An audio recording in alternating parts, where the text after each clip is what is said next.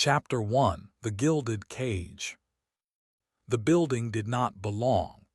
It sat on a street of weathered brownstones and noisy bodegas like a shard of obsidian dropped into a sandbox.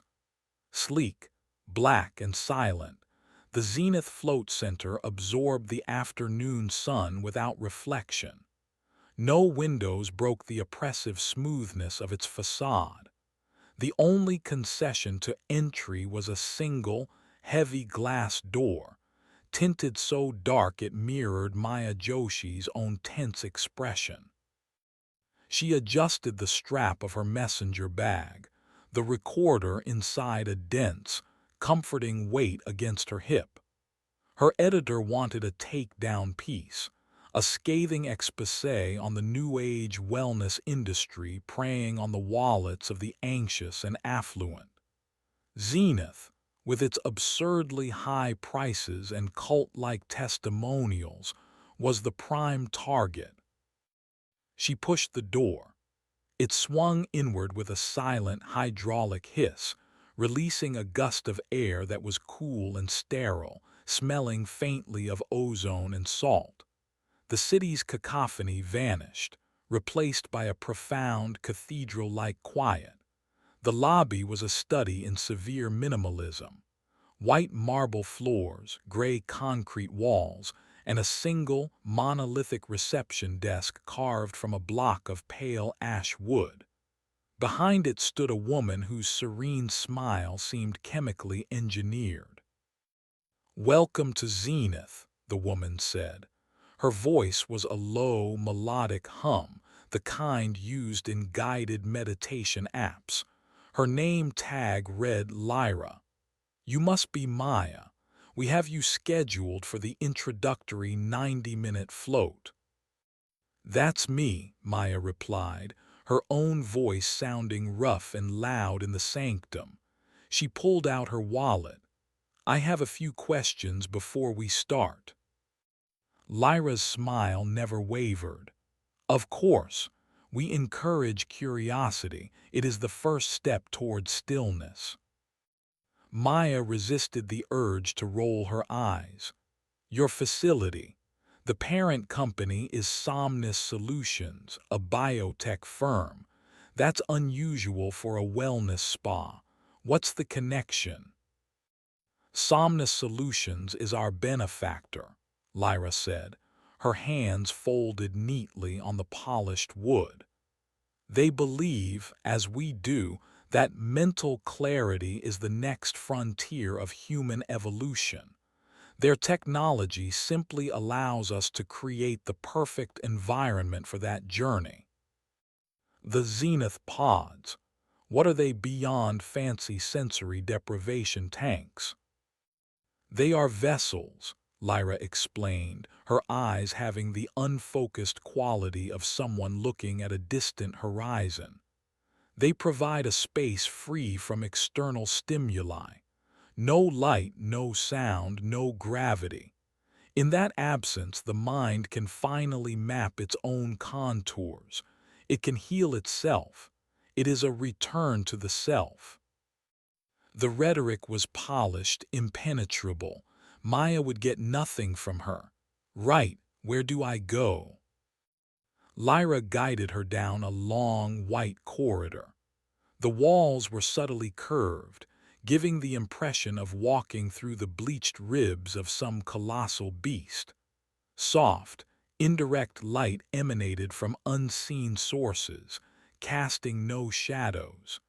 Each door they passed was identical, a seamless slab of white polymer with no handle, only a small, dark sensor. "Your belongings can be secured in this locker." Lyra indicated a flush panel on the wall. It slid open at her gesture. "You will shower before and after your float. The pod room is through here. It is your private sanctuary for the duration of your session." She led Maya into a small, tiled room dominated by a futuristic white capsule. The Zenith pod. It was the size of a small car, smooth and organic in its shape, like a giant seed. The air was warm and humid, thick with the mineral scent of Epsom salts. The water is maintained at skin temperature. It contains over 1,000 pounds of dissolved magnesium sulfate. You will be completely buoyant. The pod's lid can be left open if you prefer, but the full experience requires total darkness. Lyra's voice was a gentle suggestion, but it had the weight of a command. When your session is over, soft music will play inside the pod. Enjoy your float, Maya. The door hissed shut, leaving Maya alone with the silent machine. This was the core of the operation. She documented everything with her phone's camera, the custom plumbing fixtures, the branded towels, the pod itself. She showered, the water pressure unnaturally perfect. Stepping out, she paused, her hand on the pod's cool, smooth surface. A faint, low-frequency hum vibrated through the composite material, a current almost too deep to hear. She lifted the lid. The interior was dark, revealing a body of water so dense with salt it looked viscous, almost oily. Taking a breath, she stepped in. The water was shockingly thick, pushing up against her skin like a physical presence. She lay back and the world fell away. Her limbs floated weightless. The water held her in a perfect, warm embrace. For a moment she understood the appeal. The release was profound. Her journalistic instincts fought against the creeping relaxation. She reached up and pulled the heavy lid down. The click of the magnetic seal was the last sound she heard. Darkness, absolute and total, pressed against her eyes. Silence so complete her own heartbeat was a frantic, booming drum in her ears. She focused on her breathing, trying to catalog the sensations for her article. The water lapping gently, the drum of her own pulse, the faint, metallic taste of the air. Minutes stretched into an eternity. Her mind, starved of input, started to create its own. Flickering phosphenes danced behind her eyelids. A phantom itch crawled up her arm. She dismissed them as standard sensory deprivation phenomena. She had read the research, but then came something new. It was not a sound. It was the negative space where a sound ought to be. Her own breathing, the thud of her heart, they suddenly seemed to be happening at a great distance. The immediate space around her head grew heavy, compressed, as if a bubble of immense pressure had formed. The water against her eardrums stopped moving. A perfect, dead stillness. She was not alone. The conviction was immediate, primal, and utterly irrational. There was a presence in the void with her. It had no shape, no sound, no substance, but its attention was a palpable force. The pressure intensified, a focused weight against her forehead.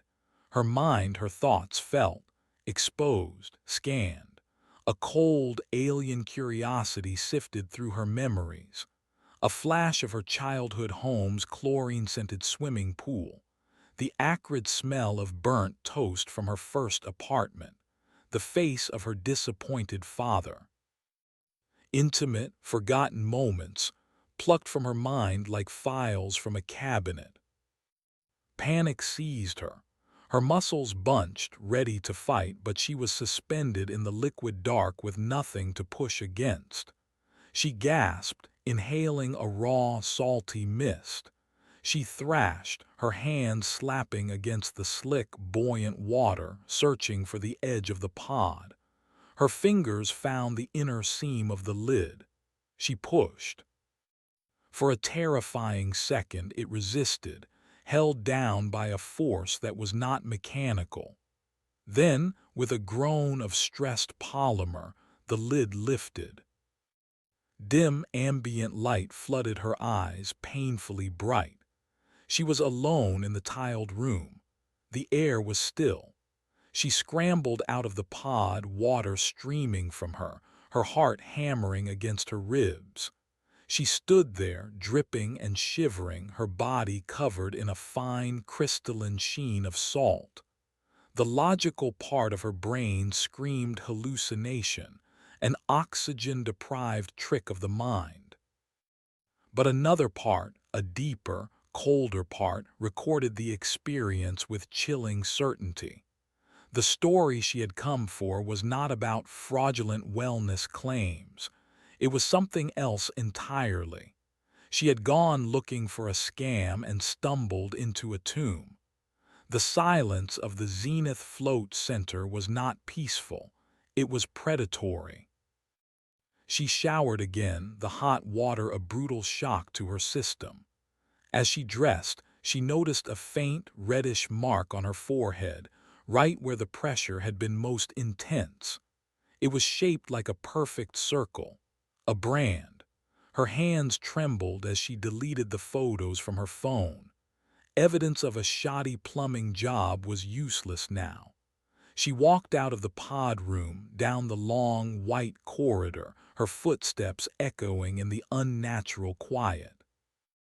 Lyra was at the desk, her smile unchanged. "Did you find the stillness you were looking for?"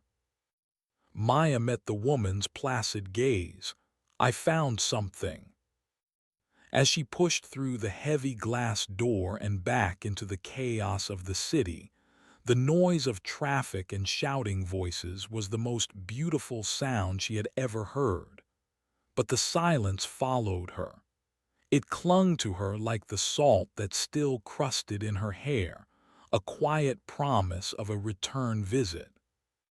Chapter 2: Sensory Ghosts. The city was a bulwark against the quiet. For 2 days, Maya immersed herself in its noise, keeping the television on all night, sleeping with headphones playing loud music. She worked from a crowded coffee shop, the clatter of ceramic and hiss of the espresso machine a comforting shield. She tried to write her article, but the words felt hollow. How could she describe the predatory stillness of the tank? How could she write about a presence in the dark without sounding like she had lost her mind? The small, circular mark on her forehead had faded, but the memory of the pressure had not. She focused on what she could prove, Somnus Solutions. She spent hours digging into the biotech firm. Their public profile was pristine, a portfolio of medical patents and philanthropic ventures. Their board of directors was a who's who of old money and tech innovators. The entire operation was hermetically sealed. No scandals, no leaks, no disgruntled employees. It was too clean. The sensory ghost started on the third night. She was in her apartment, the television blaring a late-night talk show. A sudden, overpowering scent filled the room. Chlorine. Not the faint chemical smell of a public pool, but the specific sun-baked chlorine of the community pool from her childhood summers. It was so vivid she could almost taste the water. She remembered a specific afternoon, the rough, hot concrete under her feet, the sting of a scraped knee. The memory was sharp, painful, and unwanted. She stood, sniffing the air. The scent was gone as quickly as it had appeared. An hour later, as she rinsed a coffee mug in the sink, she heard it. A single, sharp crack of a billiard ball striking another. Her father had kept a pool table in their basement, a place she was forbidden to enter. The sound was unmistakable, coming not from the street outside, but from right behind her shoulder. She spun around, her heart leaping into her throat. The apartment was empty. These were not random hallucinations. They were curated. They were her memories, weaponized and aimed at her with unnerving precision. The thing from the tank, the synaptic mire as she had started calling it in her notes, had not stayed in the tank. A piece of it had followed her out. It had rooted itself in her mind and was now toying with her senses. Her journalistic instincts took over, a cold fury replacing the fear. This was not just a story anymore. It was an attack. She needed an inside source, someone who knew what was happening at Zenith. She had seen the employees, the serene, placid ones like Lyra, and the others, the technicians and maintenance staff who moved in the background with a skittish, hunted look in their eyes. She remembered Lyra mentioning a bar a few blocks away where the staff sometimes went to decompress. It was a long shot, but it was all she had. The place was a dim, sticky dive called the Alibi. The air was thick with the smell of stale beer and desperation. In a dark corner booth, she spotted him, a man from the Zenith website, our team page. Dr. Soren Ives, the lead scientist, the genius behind the pod technology. He did not look like a genius. He looked like a man on the verge of splintering apart. His face was pale and drawn, his eyes darting around the room as if he expected an attack at any moment. He nursed a glass of whiskey, his hand trembling so badly that the amber liquid sloshed against the rim. Maya slid into the booth opposite him. Dr. Ives. He flinched, his eyes widening in panic. "Who are you? I don't talk to reporters." "You do now," Maya said, her voice low and firm. She leaned forward. "I was in one of your tanks 2 days ago. I want to talk about what's in them." Ives stared at her, a strange mixture of terror and resignation dawning on his face. He saw the faint mark on her forehead, a phantom imprint only he could recognize. "Oh God, you got the full dose. 1 euros." He swallowed hard, his Adam's apple bobbing. "You need to stay away from me. You're contaminated." "Contaminated with what?" Maya pressed. "What is 1 euros? Is it a drug? Is that what Somnus is doing? Illegal human trials?" "Worse," he whispered, leaning in so close she could smell the sour scent of whiskey and fear on his breath. "So much worse. It's not a drug, it's a key, and it opens a door we should have never found." He glanced around nervously, his eyes fixating on a large man near the entrance who was watching them. Finch, the head of security. He hadn't been on the website, but she recognized his cold, professional stillness. "Arden's dog," Ives muttered, shrinking into the booth. "He's here, we can't talk." "Then give me something," Meyer insisted. "A name, a file, anything." Ives's hand shook as he scribbled on a napkin. His writing was a spidery scrawl. "The system. They're sloppy with the archives. Look for the data ghosts. Look for subject 0. He pushed the napkin across the table. His eyes pleaded with her. "They're not healing people. They're feeding them to the static. It's a harvest, don't you see? It's a harvest." His voice rose to a panicked squeak. Finch started moving toward their booth, his movements economical and predatory. Ives threw a few crumpled bills onto the table and scrambled out of the booth, shoving his way past other patrons and out a side exit. Finch stopped, his gaze falling on Maya. He did not approach. He simply stood there, his eyes flat and lifeless, committing her face to memory. It was a silent, unmistakable threat. Maya's blood ran cold. She pocketed the napkin, her hand closing around the flimsy paper. She walked out of the bar's main entrance, forcing herself not to run, not to look over her shoulder. Back in her apartment, the sanctuary of noise felt like a flimsy defense. She smoothed out the napkin. On it were three things. Subject 1, Data Ghosts, Leo Guzman. She had a name, she had a target. The quiet fear she had felt was now gone, burned away by a cold, hard purpose. They had invaded her mind, branded her, and now they were hunting her. She would not be a victim. She would be the one who burned their gilded cage to the ground. She turned on her laptop, the glow of the screen illuminating her determined face. The hunt had begun. Chapter 3, The Server in the Salt Mine. Leo Guzman. The name was her only key. A quick search revealed he was the IT systems administrator for Somnus Solutions, working out of the Zenith building itself. He was young, with a sparse social media presence that screamed more about code than people. Getting to him would be difficult. Getting to his server would be impossible.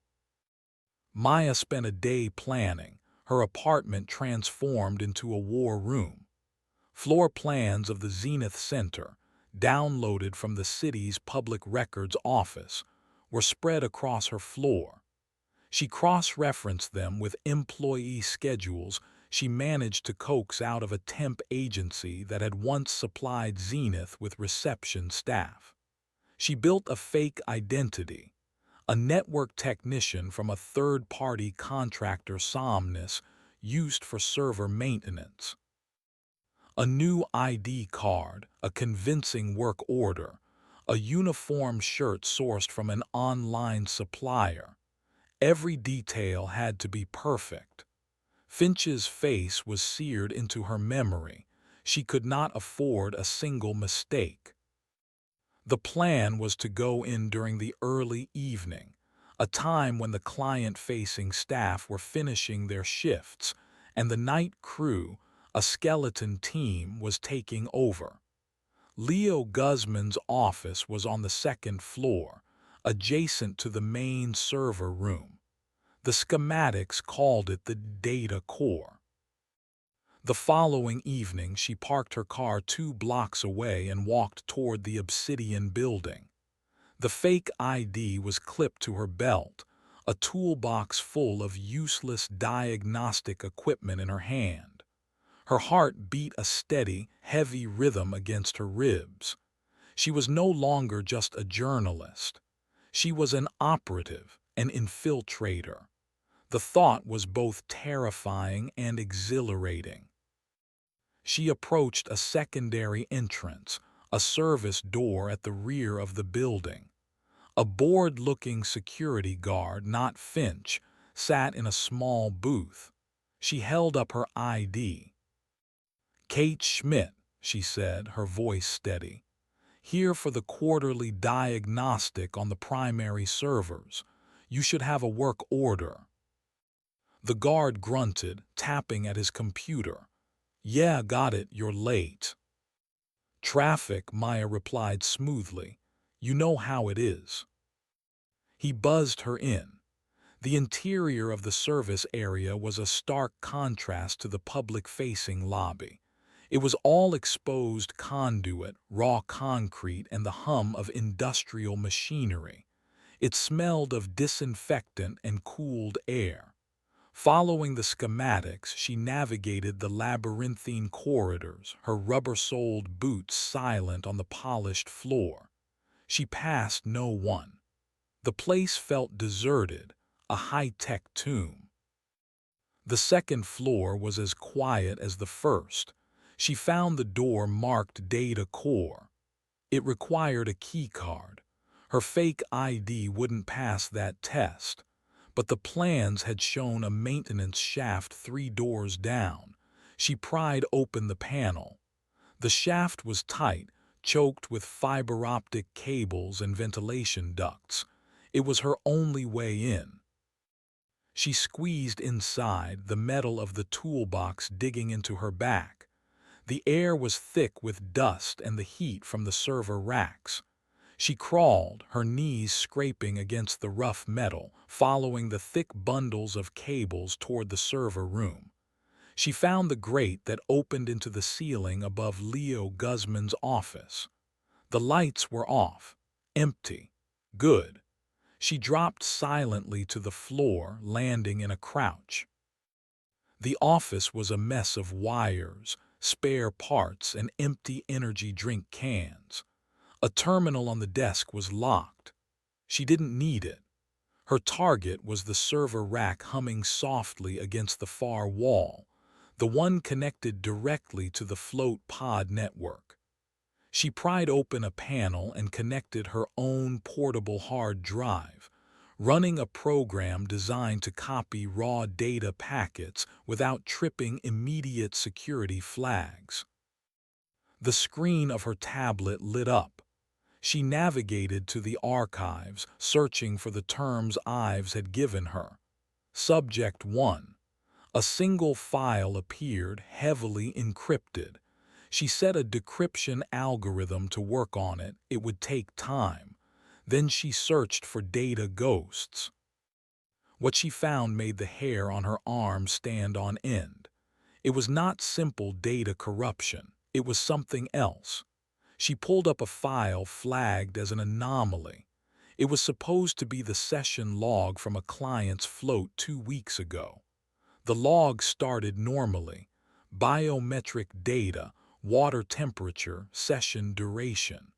Then, halfway through, the data dissolved into chaos. It was a flood of information, terabytes of it appearing from nowhere. She opened one of the embedded files. It was a video feed, but it was corrupted, glitching, and stuttering. It showed a snippet of a child's birthday party from the 1980s. Then it cut to a battlefield, soldiers running through smoke. Then a sterile operating room. It was a chaotic stream of human memory, raw and unfiltered. She opened another file. It was an audio log. Beneath a wall of white noise, she could hear them. Voices. Hundreds of them, all whispering, crying, screaming at once. It was the sound of 1,000 minds being torn apart. This was the harvest. The pods were not just erasing minds. They were recording them, dumping the raw data into this server. Somnus Solutions had created a digital mass grave. The decryption program pinged. The file for Subject 1 was open. It was a medical file for a man named Alun Davies, a terminal cancer patient who had volunteered for the initial trial. His vitals were charted minute by minute. 20 minutes into his float, his brain activity, the EEG readings went completely flat. He was clinically brain dead. But another reading, one she didn't recognize, labeled psychic energy resonance or PER, spiked to an impossible number. It was off the charts. The notes, written by Soren Ives himself, were frantic. Complete cognitive dissolution. Ego death achieved, but the consciousness. It didn't vanish. It was consumed. It was pulled into something, a space between the signals. We opened a hole. We named it the synaptic mire. A clatter from the hallway, footsteps, heavy ones approaching fast. Venge. Maya's blood turned to ice.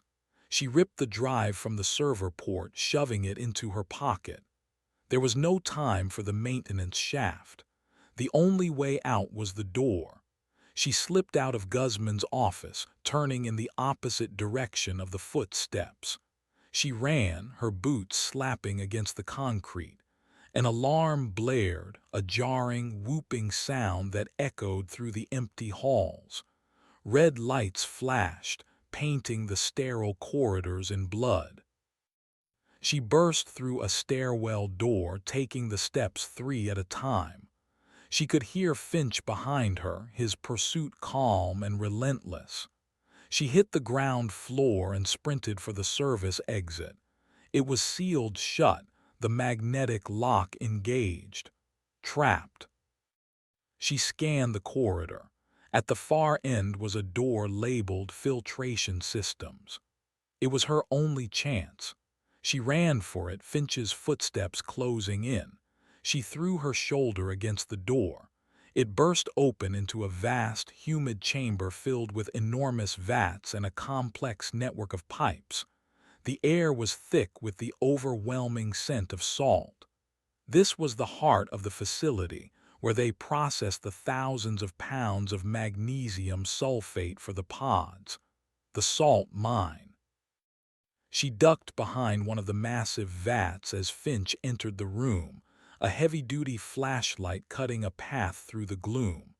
He moved with a predator's patience, sweeping the light across the machinery. Maya held her breath, pressing herself against the cool metal. She had the proof. The drive in her pocket held the truth about Somnus Solutions, about the Zenith Center, about the harvest. But it was useless if she didn't get out of this building alive. The hunt was over. Now it was a fight for survival. Chapter 4: A Patch of Dead Air. Dr. Genevieve Arden watched the security feeds on the holographic display in her office. The image was crisp, showing the red-lit chaos of the service corridors. One camera showed the fleeing woman, her face a mask of determined fear. Another showed Finch, moving with an unhurried, lethal grace. The variable is contained in the filtration chamber. Finch's voice came through a small speaker, devoid of emotion. She has nowhere to go. Containment is insufficient, Arden replied, her voice as cool and sterile as her surroundings. She smoothed a non-existent wrinkle on her tailored gray jacket. She accessed the data core. She has a copy of the archives. I will retrieve it. You will do more than that, Finch, Arden said. This variable is persistent. It has been contaminated by One-Eros. It has been in contact with Ives. It has now breached our most sensitive data. Persistence of this nature cannot be tolerated. Correct the problem. Permanently. There was a pause. Understood, Finch's voice replied. Erase the variable. Arden terminated the connection and turned the display back to the biometric readouts of the clients currently floating in the pods upstairs. Their brain activity was quieting, their PER signatures beginning to fluctuate. The harvest was proceeding on schedule. Maya Joshi was an anomaly, a rounding error in an otherwise perfect equation, an error that would soon be deleted. In the salt-scented dark of the filtration chamber, Maya pressed herself into the shadows. Finch's flashlight beam sliced through the humid air, methodical and patient. He was quartering the room, eliminating hiding places one by one. Her heart hammered against her ribs, a frantic drum against the low hum of the pumps. The drive in her pocket felt like a block of lead. She needed a diversion. Her eyes darted around the room, landing on a large, red wheel valve connected to a thick pipe labeled high-pressure brine release. A warning sign below it depicted a stick figure being blasted off its feet. She waited until Finch's back was turned, his light sweeping the far corner of the chamber. She moved, a shadow detaching from other shadows. She sprinted toward the valve, her boots silent on the grate-like flooring. She put her hands on the cold, red metal and pulled with all her strength. The wheel resisted, frozen with disuse. She grunted, putting her whole body into it. It groaned, then turned. A deafening hiss erupted from the pipe, and a super-concentrated stream of salt water blasted across the room, striking a stack of empty chemical drums. They clattered and crashed to the floor with a sound like a thunderclap. Finch spun around, his light momentarily blinded by the spray. It was the opening Maya needed. She ran for the exit, not the one she came through, but another one on the far side of the chamber, marked Waste Reclamation. She slammed the door open and plunged into another concrete hallway. The alarms were still blaring. She didn't know where she was going, only that she had to get out. She took turns at random, her lungs burning, her mind racing. The building was a labyrinth designed to keep secrets in and people out.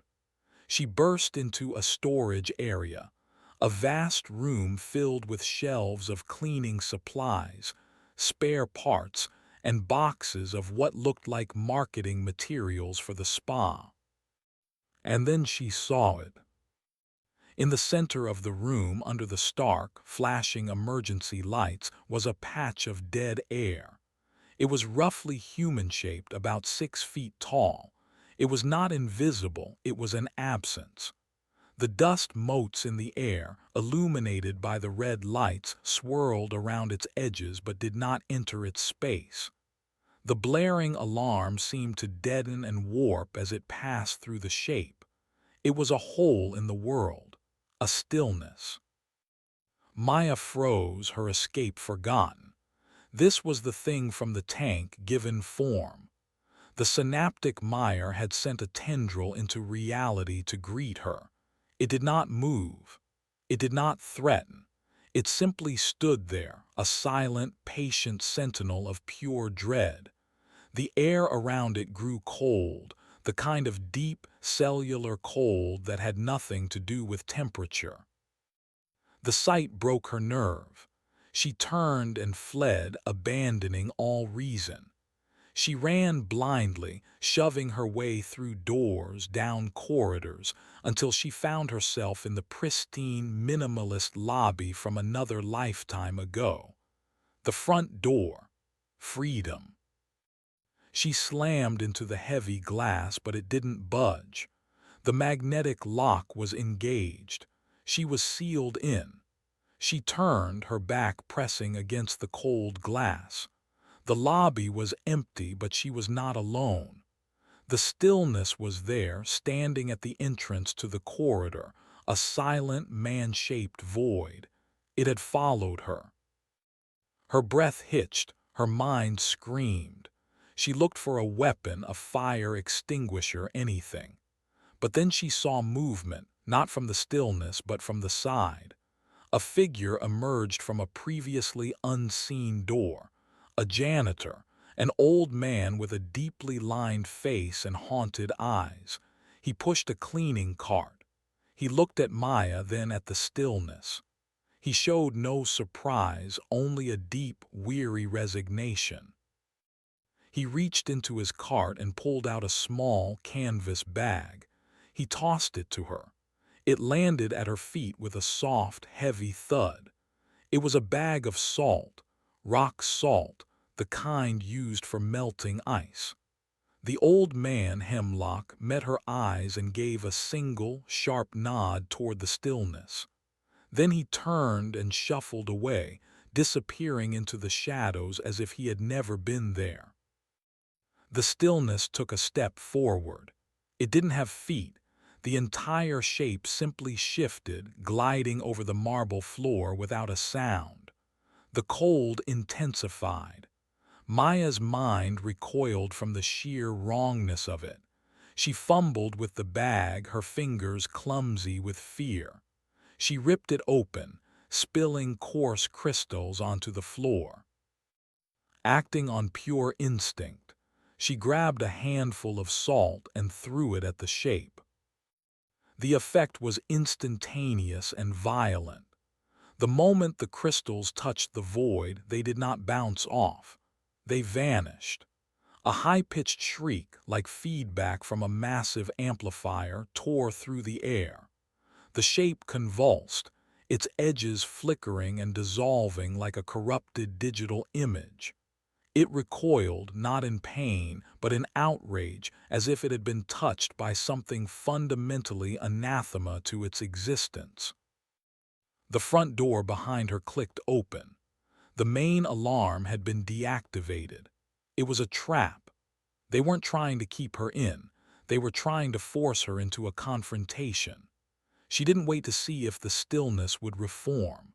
She threw herself through the door and into the night, gasping the cool, damp city air.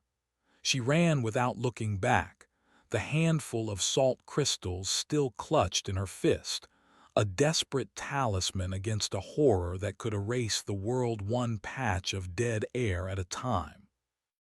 Her apartment was compromised. Her life was forfeit. She was on the run, hunted by men in suits and monsters from the void. Chapter 5. The Price of €1. For 36 hours, Maya lived in the city's anonymous spaces. She slept on a 24-hour bus, her head resting against the vibrating window, the precious hard drive tucked into an inner pocket of her jacket. She ate at all-night diners, always sitting in a booth that faced the door. She bought a cheap burner phone and a new set of clothes from a thrift store, paying with cash. She was a ghost, haunted by other, more literal ghosts. Every reflective surface held a new terror, a brief glimpse of the stillness in a shop window, the distorted echo of a scream in the polished chrome of a subway handrail. The Meyer was actively searching for her. Her only hope was Soren Ives. He was her only link to a solution, the only one who might understand the data she had stolen. Finding him was a desperate gamble. He was likely in hiding or worse. She used the burner phone to access a public records database. She searched for properties owned by Ives. He had a downtown condo, certainly being watched, but there was another address. A small, industrial lab space he leased in a decaying manufacturing district near the docks. It was a long shot, but it was the only one she had. She arrived at the address after midnight. The building was a crumbling brick warehouse, its windows boarded up. A single steel door was the only entrance. It was locked.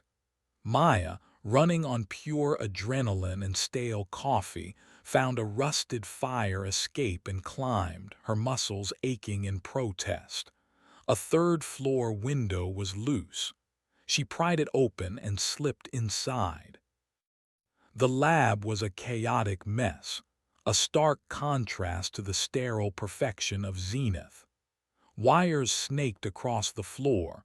Whiteboards were covered in frantic, overlapping equations, and pieces of sophisticated electronic equipment were in various states of assembly. In the center of the room, hunched over a flickering oscilloscope, was Soren Ives. He looked worse than he had at the bar.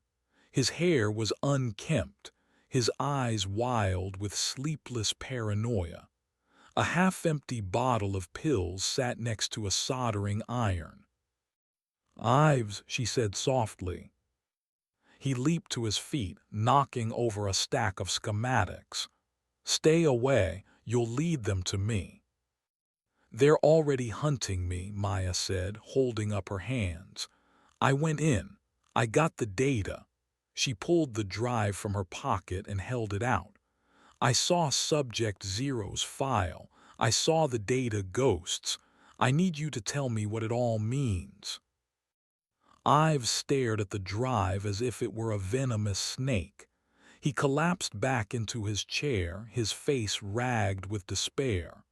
"You saw the harvest," he whispered.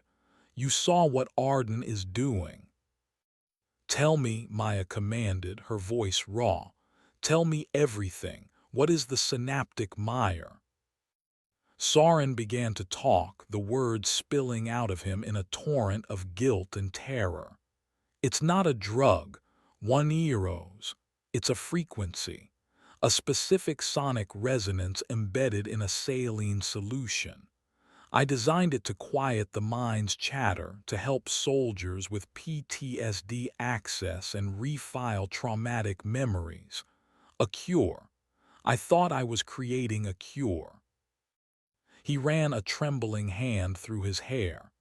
In the early trials, it worked, but we needed a perfect environment to eliminate signal interference. Total sensory deprivation. That's when it happened. The frequency, combined with the absolute void of the tank, didn't just quiet the ego, it erased it. It created a vacuum, and something from outside rushed in to fill it. He pointed a shaky finger at a complex diagram on a whiteboard. The mire isn't a place, it's a state of being, a dimension of pure, undifferentiated consciousness. It has no structure, no memory, no identity. It's like a psychic bog, and it's hungry. It craves the complexity, the stories, the pain and joy of a structured mind. It consumes them. It harvests them. Arden knows this, Maya stated. Knows. Ives let out a choked, bitter laugh. She revels in it. When I saw what we had done, I wanted to shut it down, destroy the research, but she saw potential, an untapped resource. She doesn't want to cure people, she wants to collect them. She believes that by feeding enough consciousnesses to the mire, she can learn to control it, to weaponize it. She talks about creating a world without messy emotions, without dissent. A world of placid, obedient hollows. He gestured around the lab. This is my penance. I've been trying to find a counter-resonance. A frequency that can sever the connection, close the door. I think I have it. He picked up a small, complex-looking device from his workbench.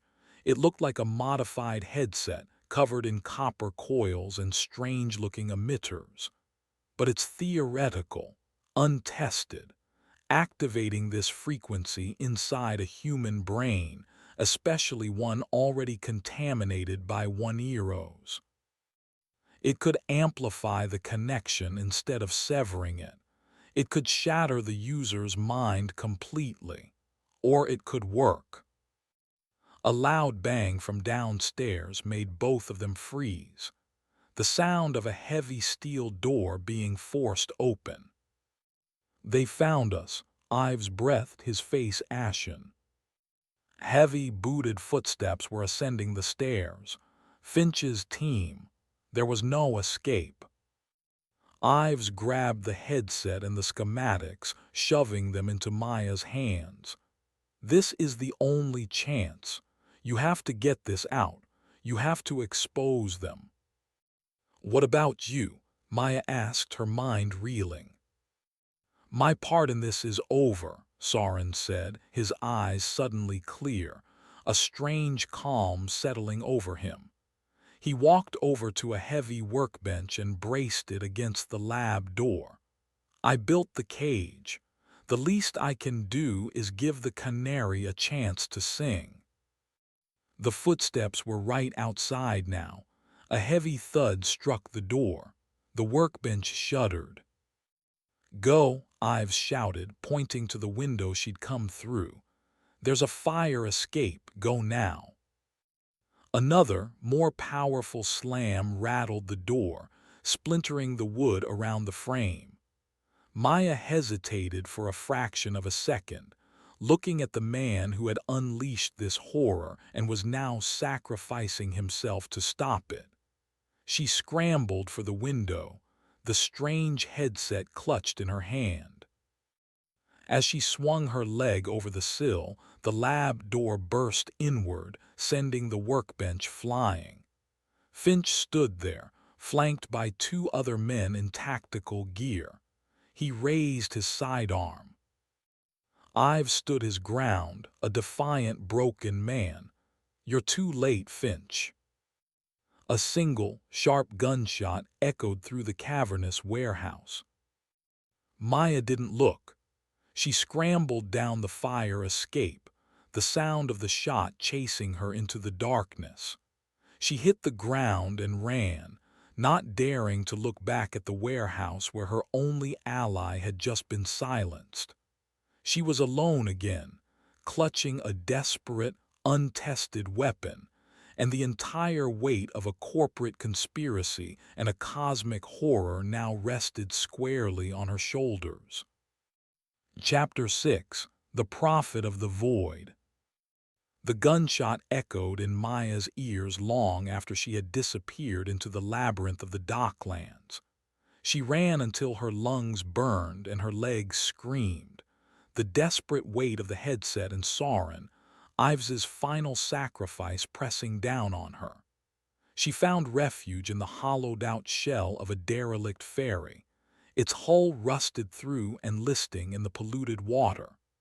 The air was thick with the smell of decay and salt, a grim parallel to the filtration chamber at Zenith. She huddled in the darkness of the captain's cabin, the city's glow a distant, mocking promise of a life that was no longer hers. Sleep was a luxury she couldn't afford. Every time she closed her eyes, the image of the stillness burned behind her lids, the man-shaped hole in the world. She spent the night studying the schematics Ives had given her. They were a chaotic jumble of physics, neuroscience, and esoteric symbols she didn't recognize. His handwriting, scrawled in the margins, was a testament to his fraying sanity. The mire is not evil, it is merely hungry. It is primordial zero. Arden wants to be its mouth, but I can make a shield, a frequency to deafen the void. The device itself, the counter-resonance headset, was a marvel of desperate engineering. It was cobbled together from an EEG machine, parts of a radio transmitter, and strange, crystalline components that seemed to hum with their own internal energy. According to Ives's notes, it was designed to broadcast a disruptive signal directly into the user's neural pathways, the same pathways the Waneiro's frequency had opened. It was a psychic bomb meant to collapse the bridge to the mire. But the final page of the notes contained a chilling warning. User must maintain a singular, focused thought, an anchor. Without an anchor, the brain has no pattern to return to. The cascade failure would be absolute. She had the weapon, but using it was a suicide mission.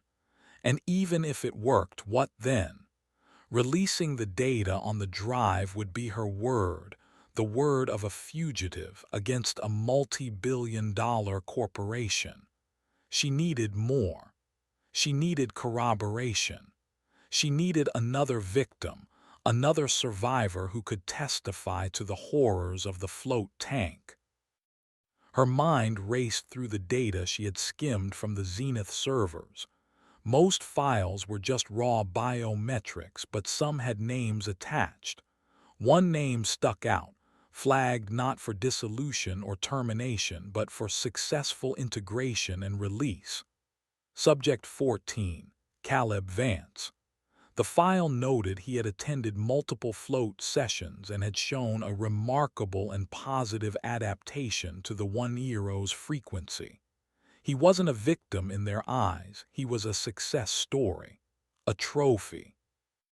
The data drive held his contact information. It was a gamble, approaching another person touched by the mire, but he was the only one on record who had walked away, seemingly unharmed. Maybe he had found a way to resist it. She found him through a series of cryptic online forums dedicated to transcendent consciousness and noetic exploration. He had started a movement, a community he called the Children of the Stillness. He held gatherings in a repurposed church in a run-down part of the city. The website was full of language that mirrored the Zenith Center's marketing, but it was twisted, more fervent. It spoke of shedding the false self and embracing the beautiful silence. He was not resisting the mire. He was worshiping it. Maya went to one of his gatherings. She wore a hoodie to cover her face, sitting in the back pew of the cavernous, drafty church. The place was filled with about 50 people, an odd mix of disenfranchised youths, old hippies, and intense-looking individuals who watched the stage with rapt attention. Caleb Vance stood at the pulpit. He was young, charismatic, with eyes that burned with a terrifying, serene fire. He didn't shout like a preacher. He spoke in a calm, mesmerizing voice that drew the room into a shared silence. "The world is loud," Caleb began, his voice barely a whisper, yet it carried to every corner of the church. "It screams at you with distractions, ambition, fear, love, hate. These are the bars of a cage you call a personality. But there is a place beyond the noise, a place of perfect, beautiful, absolute silence. I have been there. I have floated in the arms of the great void." A murmur of agreement rippled through the congregation. "The world tells you to be somebody," Caleb continued, his gaze sweeping across the faces in the pews. "But the void teaches you the bliss of being nobody. It will unburden you. It will take your painful memories, your anxieties, your very self, and it will leave you with peace, a perfect, hollow peace." Maya felt a cold dread creep up her spine. He was the prophet of the synaptic mire. He was not a success story. He was a recruitment tool. He was luring these lost souls, priming them, preparing them for the harvest at the zenith center. He was a Judas goat leading the flock to slaughter. After the sermon, his followers gathered around him. Maya watched from the shadows as he spoke to them, placing a hand on their shoulders, his eyes locking with theirs. Each person he touched seemed to grow calmer, their expressions becoming placid, their eyes taking on the same empty, serene quality as Lyra's. He was not just speaking to them, he was doing something to them. He was spreading the contamination. She needed to get close to him, to understand how he had mastered the connection that was slowly destroying her. She approached him as the crowd began to thin. "Caleb Vance," she said. He turned and his eyes, clear and unnervingly calm, met hers. He smiled a gentle, knowing smile. "You've floated, haven't you? I can see the echo of it behind your eyes. You've heard the silence." "I've seen what it does to people," Maya countered, her hand instinctively going to the drive in her pocket. "It liberates them," Caleb said, his voice dropping. He leaned closer. "But you fought it. You are still holding on to the struggling, frightened thing you call Maya. Why let it go? The mire only takes what you are willing to give. I gave it my fear. It gave me clarity. I gave it my pain. It gave me purpose. It is a fair exchange." "And what is your purpose?" Maya asked, her voice tight. "To feed it more minds." Caleb's smile widened, but it didn't reach his eyes. "The mire is lonely. It is a god without worshippers. I am its first prophet. I gather the flock. I show them the door. It is a kindness. I am saving them from the noise." He looked at her forehead, his eyes focusing on the spot where the brand had been. "You carry a special mark. You were chosen. The mire is very interested in you. It sees your strength, your resistance. It wants you most of all. You could be a queen." The intimacy of his words, the sheer insanity of them, made her skin crawl. He was not just a cult leader. He was a direct conduit for the mire. "Stay away from me," she said, backing away. "You cannot run from the space behind your own eyes, Maya," he called after her, his voice echoing in the empty church. "The stillness is patient. It will wait for you. We all will." She fled the church, his calm, horrifying words chasing her. He was not an ally. He was the other side of the coin from Arden. She wanted to control the mire, he wanted to serve it. Both paths led to the same end, a world of empty, silent people. And Maya was trapped in the middle, a rogue variable in both of their equations. The headset in her bag felt heavier than ever. It wasn't just a shield anymore. It might be the only thing that could burn out the prophet and his silent God. Chapter 7: The Hollow Anchor. The encounter with Caleb Vance shattered Maya's last hope for an easy solution. She was an island and the tide was rising. Her options had narrowed to a single, desperate point. She had to use the device. But Ives's warning haunted her, an anchor. A singular, focused thought to tether her mind while the psychic storm raged. What could she possibly use? A happy memory. The mire had already begun to poison them, turning them into sensory ghosts. The thought of her mission. It was a complex web of fear and anger, not the simple, solid point she needed. She was hiding in a transient hotel, the kind that rented rooms by the hour. The floral-patterned wallpaper was peeling, and the air smelled of cigarettes and regret. She laid the schematics out on the lumpy mattress. If she couldn't find an anchor within herself, she would have to build one. Her eyes fell on a note from Ives she had previously dismissed as the rambling of a broken mind. "The hollows are a dead end, but a stable one. Their purr is flatlined. They are a psychic null, an anchor, too risky. The feedback loop could be unpredictable." A psychic null, a stable dead end. He was talking about Lyra, the serene receptionist at Zenith, and the other employees like her. Their minds were empty, wiped clean by the mire. They were walking, talking anchors. It was a terrible, desperate idea. To use the device, she would need to be in close physical proximity to a hollow. She would need to get back inside the Zenith Float Center. The thought sent a tremor of fear through her, but it was followed by a cold, hard logic. It was the one place they would never expect her to return. Her plan began to form, a three-pronged attack born of desperation. First, she would release the data, all of it. The files from the drive, her notes, her recordings of Ives. She would dump it all onto the internet, sending it to every major news outlet, every conspiracy forum, every corner of the web she could find. It wouldn't be enough to bring Somnus down, not yet, but it would create chaos.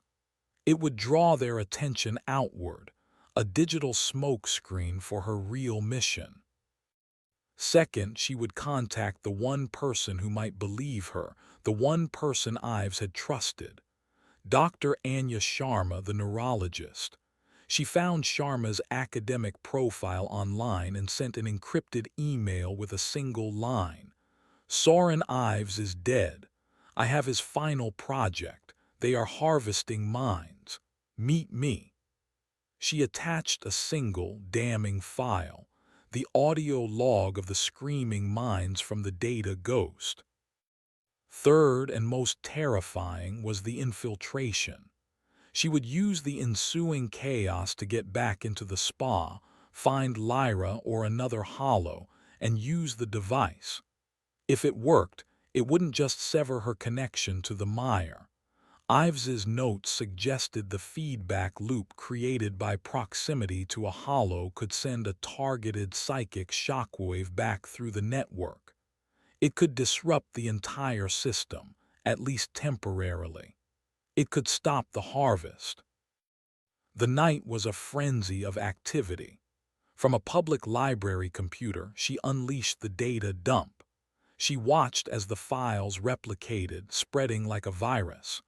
Then she sent the email to Dr. Sharma, giving her a time and a public place to meet the next day. The last piece was the most difficult. She studied the employee schedules she still had, cross-referencing them with the building plans. Lyra Cole worked the morning shift. From 8 a.m. to 4 p.m. her window of opportunity was small. The next morning the city felt different. The air was charged with a new tension. News vans were parked 2 blocks away from the Zenith Center. A small group of protesters, likely mobilized from Caleb Vance's online forums, held signs reading, "The silence is a lie." Somnus Solutions had issued a statement calling it a malicious attack by a disgruntled former employee. But the damage was done. The first crack had appeared in their obsidian facade. Maya, disguised in a paramedic's uniform she had stolen from an ambulance, walked toward the building with a confidence she did not feel. She carried a medical bag, the headset hidden inside. She approached the service entrance, the same one from her first infiltration. The regular guard was gone, replaced by 2 grim-faced men in sharp suits. They were Finch's men. "Hold it," one of them said, stepping forward to block her path. "We got a call," Maya said, her voice strained with practiced urgency. "Employee down on the 2nd floor, possible seizure." The guards exchanged a look. The chaos of the data leak was working. They were on edge, their protocols disrupted.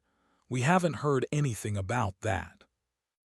The call came from an employee's cell, Maya improvised, her heart pounding. "Came through the 911 dispatch. Now are you going to let me do my job, or do you want me to note your obstruction in my report?"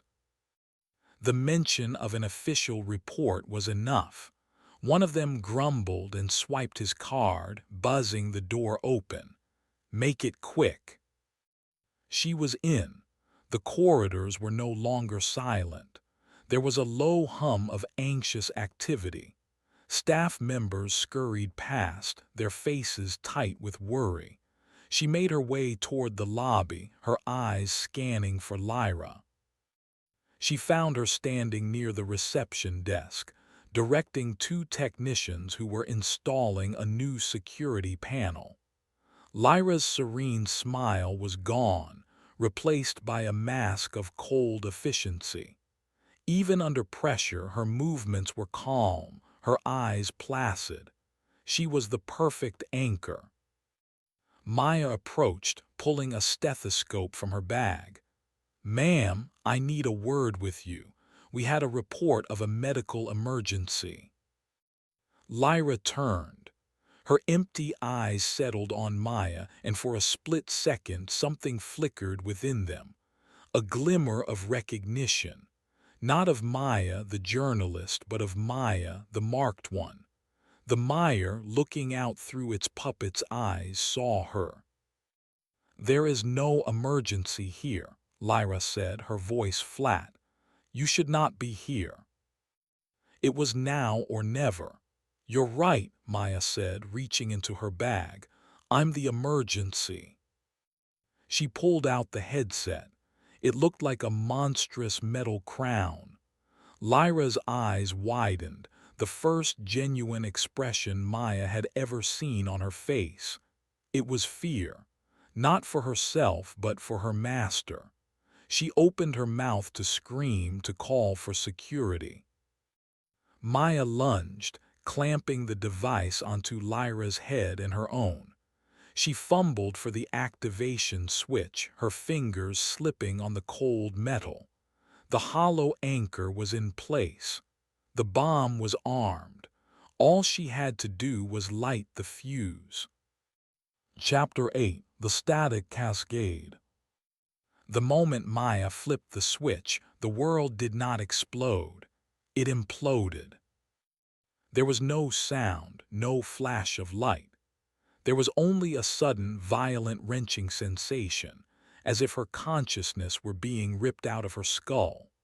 The peeling wallpaper of the hotel room, the grim faces of Finch's men, the terrified, placid mask of Lyra, it all dissolved into a roaring, blinding whiteness. This was not the silent, watchful dark of the mire. This was the raw, untamed energy of the device, a psychic tsunami crashing against the shores of her mind. She squeezed her eyes shut, trying to find the anchor. She focused on Lyra. In the non-space of the psychic blast, she could perceive the hollow not as a person but as a concept, a perfect, smooth, featureless void within the greater chaos. A psychic black hole. She clung to that emptiness, that psychic null, as the storm raged around her. Then the feedback loop began. The device, connected to both of them, tried to reconcile two impossible states, Maya's turbulent, resisting consciousness and Lyra's absolute emptiness. The energy, unable to find purchase in the hollow, rebounded. It shot back along the psychic bridge the Waneiro's frequency had built, aimed squarely at its source. Maya felt it as a series of seismic shocks. The first shock was a wave of pure information, the entirety of the Data Ghost archives slamming into her at once. She saw a million stolen memories, a billion fragmented moments of joy and terror, a first kiss in the rain, a car crash on a winter road, a quiet death in a hospital bed, the lives harvested by Somnus, a screaming digital choir. She was drowning in the stolen lives of strangers. She held onto the anchor. The hollow is empty. The hollow is null. The second shock was a wave of sensation. She felt the collective experience of every person currently floating in the tanks upstairs. The warmth of the water, the terror of the encroaching darkness, the cold curiosity of the mire as it began to sift through their minds. She felt dozens of egos begin to dissolve, their psychic screams adding to the cacophony. She held onto the anchor. The hollow is stable. The hollow is null. The third and final shock was a direct confrontation. The mire, its network under attack, turned its full attention on her. The roaring whiteness was punctured by a spot of absolute black. It was the heart of the void, an intelligence vast, ancient, and utterly alien. It focused on her, its presence a gravitational force that threatened to crush her identity into a single, screaming point. It showed her visions. It showed her Arden watching the chaos unfold on her monitors, a flicker of scientific curiosity in her cold eyes. It showed her Finch, racing toward the lobby, his weapon drawn. It showed her Caleb Vance standing in his church, his head tilted as if listening to a distant storm, a slow smile spreading across his face. He was enjoying this. It showed her one final thing, a vision of herself, floating in a dark tank, her body gone, her mind a placid, empty vessel, her consciousness a single, happy memory replaying for eternity as the mire fed on it. It was offering her a gilded cage instead of oblivion. No. The thought was a razor blade in the storm. My mind is my own. She poured every ounce of her will, her fear, her rage into that single, defiant concept. And using the smooth, perfect emptiness of the hollow as a fulcrum, she pushed back. The real world exploded. Every light in the zenith center shattered, showering the corridors in sparks and glass. Every computer monitor, every television screen, every digital display went black. The magnetic locks on every door disengaged with a series of heavy clicks. Upstairs, the water in the float pods began to vibrate violently, sloshing over the sides. The soft, meditative music in the tanks was replaced by a single, deafening shriek of static. In the lobby, Maya was thrown backward, the headset flying from her head. She landed hard on the marble floor, the air knocked from her lungs. Lyra collapsed like a marionette whose strings had been cut, her body limp, her eyes open and completely blank. The psychic null had been overloaded. The anchor was gone. Maya gasped, her mind her own again, but it was scarred, bruised, and ringing with the psychic screams of 100 strangers. The static cascade had worked. She had severed the connection. She had fought the mire, and for a moment she had won. Heavy footsteps pounded down the corridor. Finch appeared, his face grim, his gun aimed at her chest. But before he could fire, a new sound cut through the air. Sirens. Not the internal alarm of the building, but the sirens of police cars and emergency vehicles, converging on their location from all sides. Dr. Anya Sharma had gotten her message. She hadn't just come to meet a panicked stranger. She had brought the cavalry. Finch hesitated, his cold gaze flickering from Maya to the flashing blue and red lights that now painted the lobby. His mission was to erase the variable, but a public firefight was not his style. He lowered his gun a fraction of an inch, his expression unreadable. His priority had shifted from elimination to containment. Maya staggered to her feet, her body screaming in protest. She had won the battle, but the war was just beginning. Arden was still out there. Caleb was still out there. And the mire, though wounded and temporarily deafened, was still waiting in the silent dark. The data leak had been a firecracker. The static cascade was a bomb. Now, the real fallout would begin. Chapter 9: Articles of Faith. The fallout was immediate and chaotic. The Zenith Float Center became a fortress of flashing lights and yellow tape. Paramedics wheeled out the catatonic clients from the upstairs pods, their faces blank, their eyes wide with unseeing terror. Police officers, their faces a mixture of confusion and suspicion, tried to make sense of the scene. The shattered lights, the silent electronics, the collapsed woman in the lobby, and Maya, the wild-eyed woman in a stolen uniform, clutching a strange metal headset. Maya was taken into custody, but she was not treated like a criminal. She was a key witness, a mystery box. She was brought to a sterile interrogation room where she was met not by a detective, but by a sharp, intelligent woman with tired eyes and a no-nonsense demeanor. "I'm Dr. Anya Sharma," the woman said, sitting opposite Maya. She pushed a file across the table. It was a printout of the audio log Maya had sent her. "You have my attention. Start from the beginning, and do not leave anything out." For hours Maya talked. She told Sharma everything, about Somnus Solutions, about the float tanks, about One-Eros and the synaptic mire. She described Soren Ives's research, his murder, and the counter-resonance device. She spoke of Arden's cold ambition and Caleb's terrifying faith. To her own ears, it sounded like the paranoid delusion of a mad woman. But Sharma listened, her expression unwavering. When Maya was finished, the neurologist leaned back in her chair.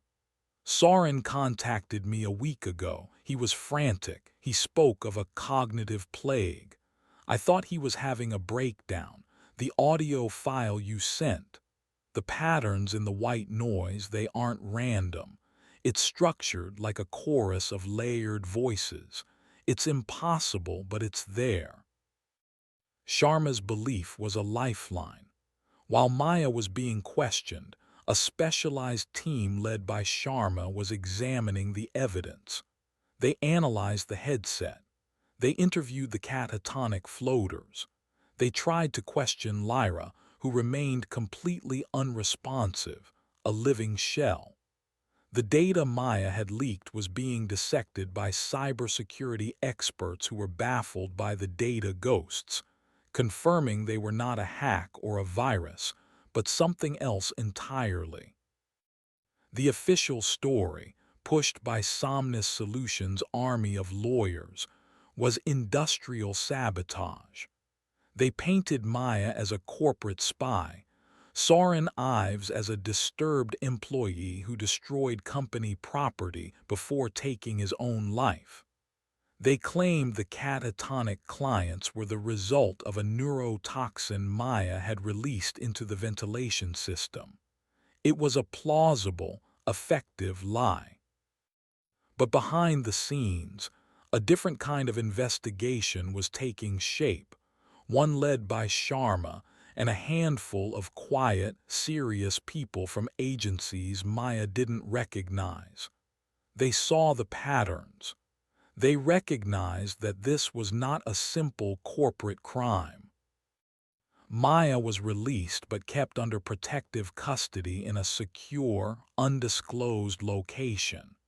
For the first time in days, she was safe, but she felt more trapped than ever. She had exposed the truth, but the world was refusing to see it. The Mire was a monster that could not be photographed or fingerprinted. How do you prove a psychic dimension exists? Her answer came in the form of Caleb Vance. He had not been arrested. There was nothing to charge him with. His church was a legitimate religious organization, but he had become a media sensation. He went on television, his calm demeanor and mesmerizing voice a stark contrast to the wild conspiracy theories swirling around the Zenith Center. He didn't deny the existence of the void. He embraced it. What these brave people experienced was a spiritual awakening, Caleb said to a news anchor, his face a mask of earnest sincerity. They were unburdened of their worldly anxieties. They have found peace. The woman you call a saboteur, she did not understand. She was afraid of the silence. We should not fear it. We should seek it. He was reframing the narrative, turning a horrific psychic attack into a religious breakthrough. His church swelled with new followers, people drawn to his promise of an escape from the pain of modern life. He was a more dangerous threat than Arden. She had wanted to control the mire.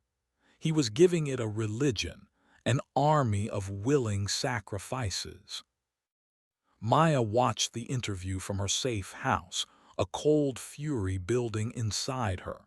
She had cut the head off the snake at Zenith, but the body was writhing, growing new heads.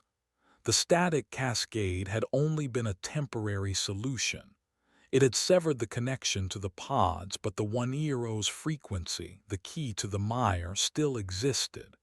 And Caleb, she realized with dawning horror, had become a walking, talking transmitter. He no longer needed a tank. He was the tank. The people he touched, the followers who listened to his sermons, he was infecting them, preparing them. The authorities were powerless. They were fighting a corporation with lawsuits and search warrants. They were not equipped to fight a god. Maya knew the fight was not over. It had just changed battlefields. She looked at the counter-resonance headset, which Sharma's team had been analyzing.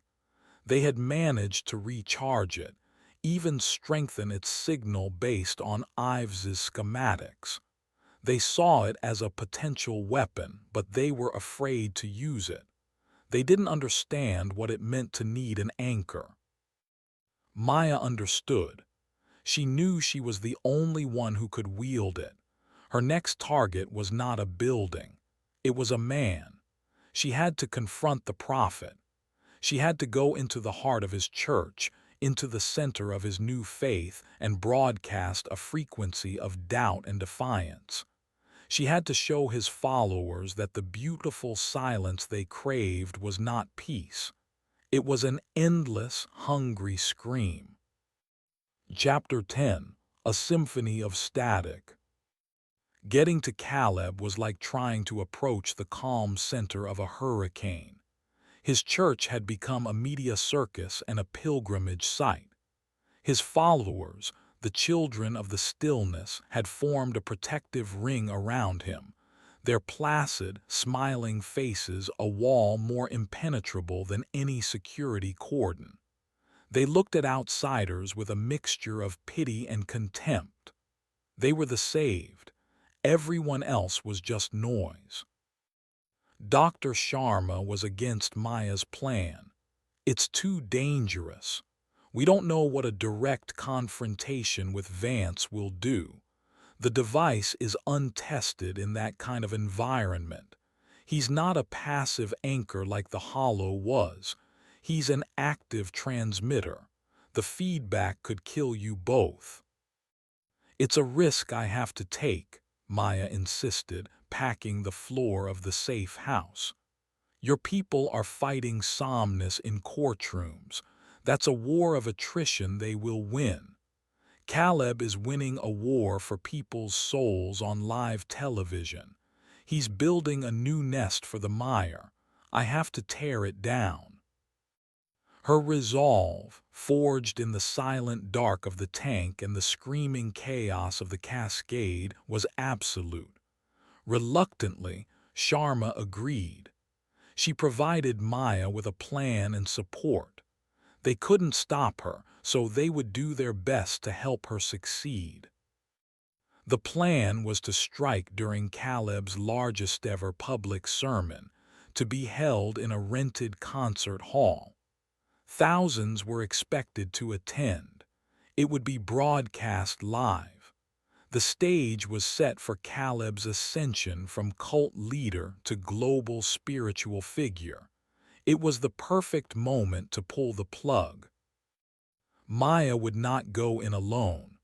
Sharma's team, a small group of operatives who now understood the esoteric nature of the threat, would be her support. They would handle communications and extraction. But the final act, the confrontation on stage, had to be hers alone. Only she could operate the device. The night of the event, the concert hall buzzed with an energy that was both electric and unnervingly serene. The crowd was a sea of calm, expectant faces. They were not here for a show. They were here for salvation.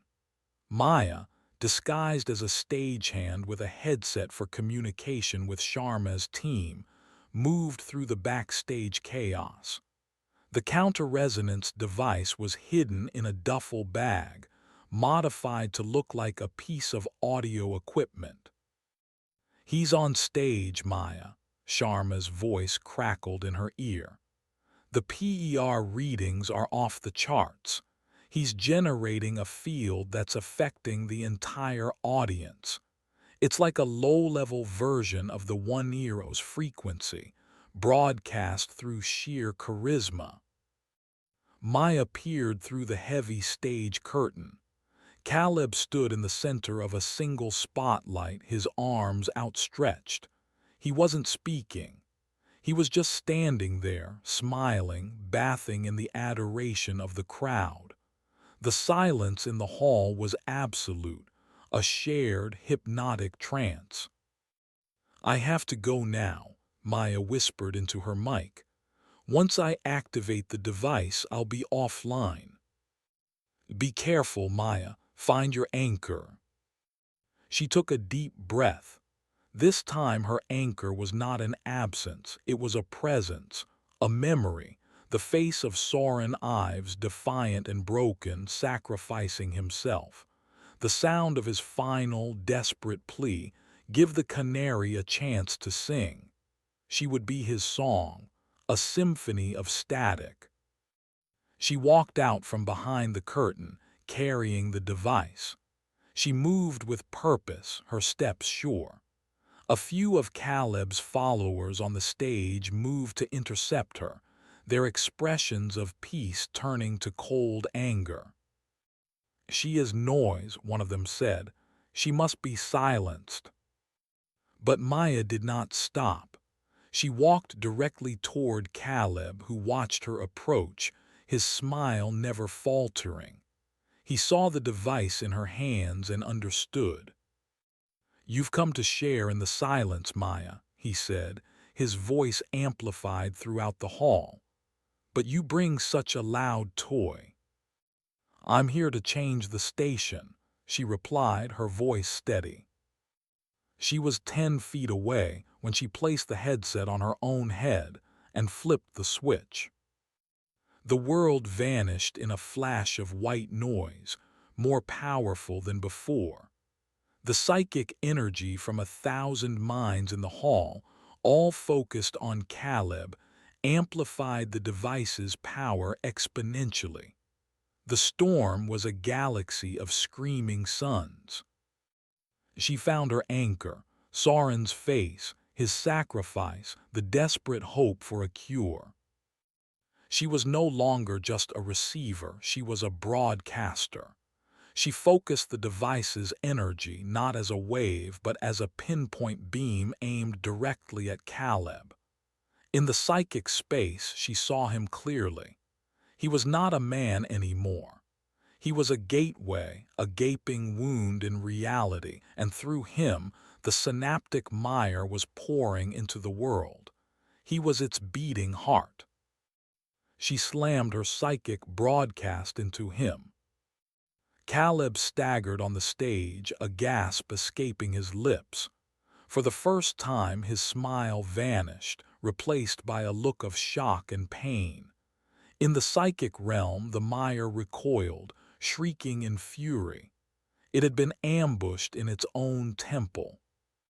The audience stirred, their placid expressions contorting into confusion and fear. The beautiful silence had been broken by a sound no one else could hear. They were waking from the trance. Caleb fought back. He focused his own power, the collective faith of his followers, against her. It was a battle of wills, fought in a dimension of pure thought.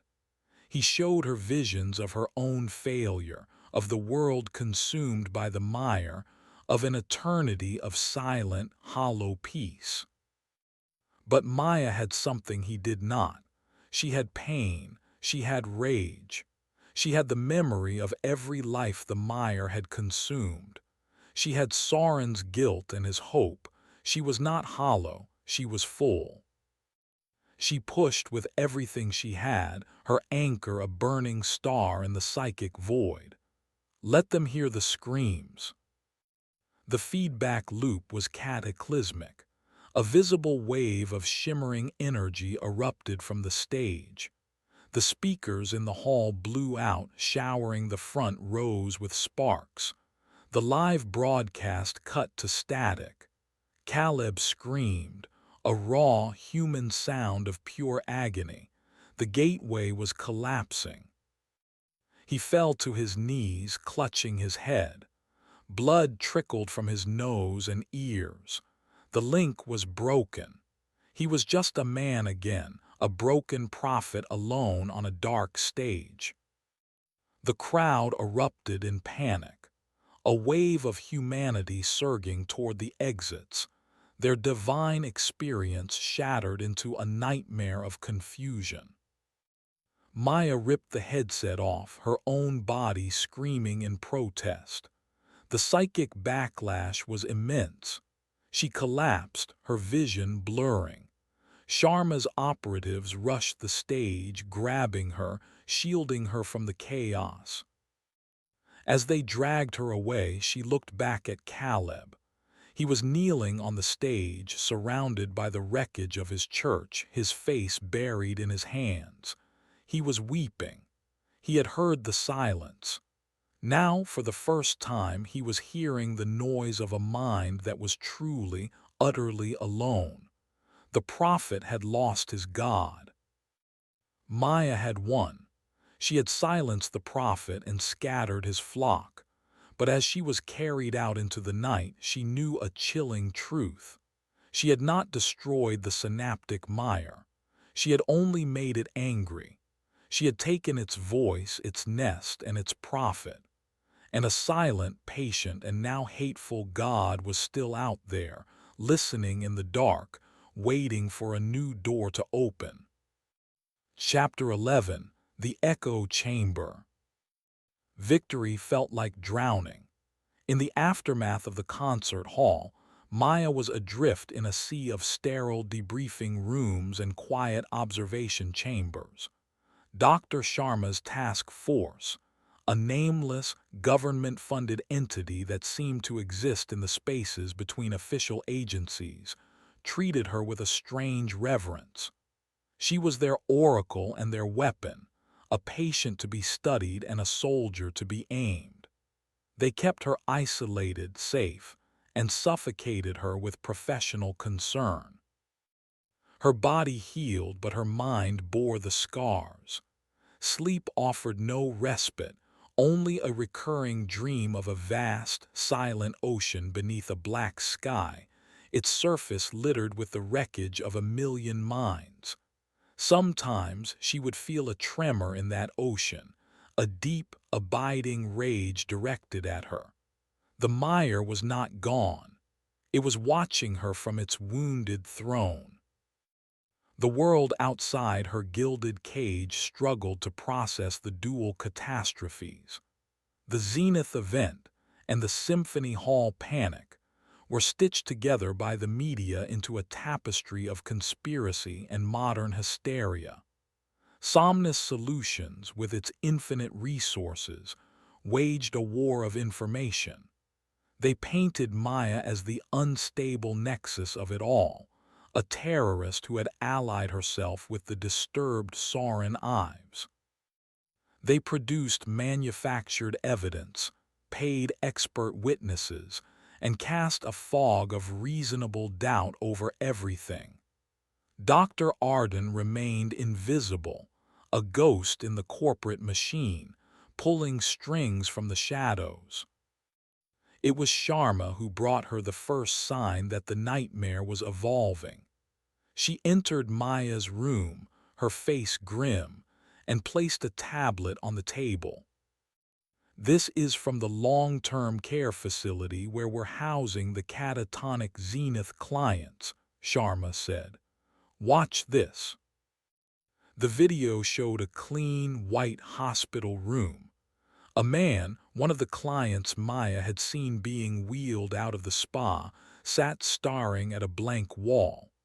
His file said he was a former stockbroker named Paul. His brain activity since the incident had been a flat line. He was a hollow, an empty shell. But on the video, something changed. Paul's head tilted slightly. His empty eyes focused. His hands, which had been limp in his lap, clenched into tight fists. He began to speak. His voice was a dry, rasping monotone, like dead leaves skittering across pavement. "The vessel is breached," Paul said to the empty wall. "The song is broken, a dissonance, a name, Maya, Maya." His body began to tremble, a violent, convulsive shudder. He repeated her name, his voice rising in pitch, becoming a desperate, angry shriek. "She will be unmade. The silence will be restored. We will drink the ocean of her mind." 2 orderlies rushed in and sedated him. The video ended. Maya stared at the black screen, a cold dread seeping into her bones. "He's not a hollow," she whispered. "Not anymore." "We're calling them echoes," Sharma said, her voice low. "It's happening to all of them. 23 catatonic individuals, all in separate facilities, all began showing the same synchronized activity at 200 this morning. They're no longer empty vessels. The mire, it's using them. It's turning them into a psychic network, a mouthpiece." "A choir," Maya corrected, the word tasting like ash. "It's building a new choir to sing its hate song, and they're all singing my name." The mire had adapted. It couldn't create new hollows through the tanks, so it was repurposing the old ones. It was no longer a passive, hungry void. It was an active intelligence with a singular focus: revenge. The personal nature of the threat made it infinitely more terrifying. The news got worse. Finch, Arden's loyal enforcer, had vanished. After the initial police sweep of the Zenith Center, he had simply disappeared, slipping through the cracks of the investigation. He was out there somewhere, a professional predator with a new directive. And then there was Arden. While her company fought a public relations war, she had been making moves in the background. Sharma's team had tracked a series of disturbing acquisitions by shell corporations linked to Somnus Solutions. They were buying up defunct data centers. They were purchasing massive amounts of dark fiber optic cable. They were hiring freelance physicists who specialized in quantum entanglement and resonance theory. "She's not trying to rebuild the Zenith Center," Sharma concluded, pointing to a map covered in pushpins that marked the new acquisitions. "She's building something bigger, something decentralized. She's not building a tank, she's building an ocean." The scale of it was staggering. Arden was abandoning the boutique model of individual psychic harvesting. She was planning to go global. Maya felt the walls of the safe house closing in. Her victories had been meaningless. All she had done was escalate the conflict, forcing her enemy to evolve into something more monstrous. She had been a scalpel, performing precise, desperate surgeries, but the cancer had metastasized. That night the dream of the ocean returned, but this time it was different. She was not just an observer. She felt the water lapping at her feet. On the horizon, a single pale light began to glow, a lighthouse in the abyss. As it grew brighter, she realized it wasn't a light. It was a person, a figure standing on the surface of the psychic sea. It was Caleb Vance. He looked older, his face etched with a terrible sorrow. He raised a hand not in worship but in warning. He opened his mouth, and a single word echoed across the void, a sound of pure, soul-shattering despair. "Run!" Maya woke up with a gasp, her heart hammering. It wasn't just a dream. It was a message, a warning from one survivor to another. Something was coming. Arden's plan was further along than they knew. The echoes were its harbingers. Finch was its blade, and the mire was its angry god, whispering her name into the minds of its empty puppets. She had to get out. She had to get to Arden before she could flick the switch and turn the entire world into an echo chamber. Chapter 12. A Reasonable Monster. Genevieve Arden agreed to a meeting. The request, sent through back channels by Sharma's clandestine agency, was a shot in the dark, but Arden's reply came within the hour. The location was of her choosing, the rooftop garden of a skyscraper in the financial district, owned by a Somnus subsidiary. It was a power play, a meeting on her turf, high above the world she intended to remake. "This is a mistake," Sharma warned as they rode the silent, high-speed elevator. She, Maya, and two of her top operatives were dressed in business attire, a thin veneer of civility over a core of readiness. "She's baiting a trap." "It's a conversation we have to have," Maya countered. The counter-resonance device was in her briefcase, a cold, heavy reassurance. "I need to know what she's planning. I need to look the monster in the eye." The elevator opened onto a scene of impossible serenity. A lush garden of manicured trees and exotic flowers bloomed under the afternoon sun, a stark contrast to the concrete and glass jungle surrounding them. In the center of the garden, next to a tranquil reflecting pool, stood Dr. Arden. She was dressed in a pristine white suit, and she looked less like a corporate criminal and more like a priestess presiding over a sacred space. Finch stood 10 feet behind her, a motionless statue in a tailored suit, his eyes missing nothing. "Dr. Sharma and Maya Joshi," Arden said, her voice calm and devoid of malice. It was the voice of a scientist observing an interesting specimen. "I appreciate you coming. It's so rare to have a reasonable conversation these days." "Soren Ives is dead," Maya said, dispensing with pleasantries. 23 people are in vegetative states because of you. You call that reasonable?" Arden gave a slight dismissive wave of her hand. "Unfortunate but necessary losses in the pursuit of progress." Soren was a brilliant but sentimental man. He couldn't see the beauty of what he discovered. He saw a monster. "I see a tool, a solution to the fundamental flaw of the human condition, the noise."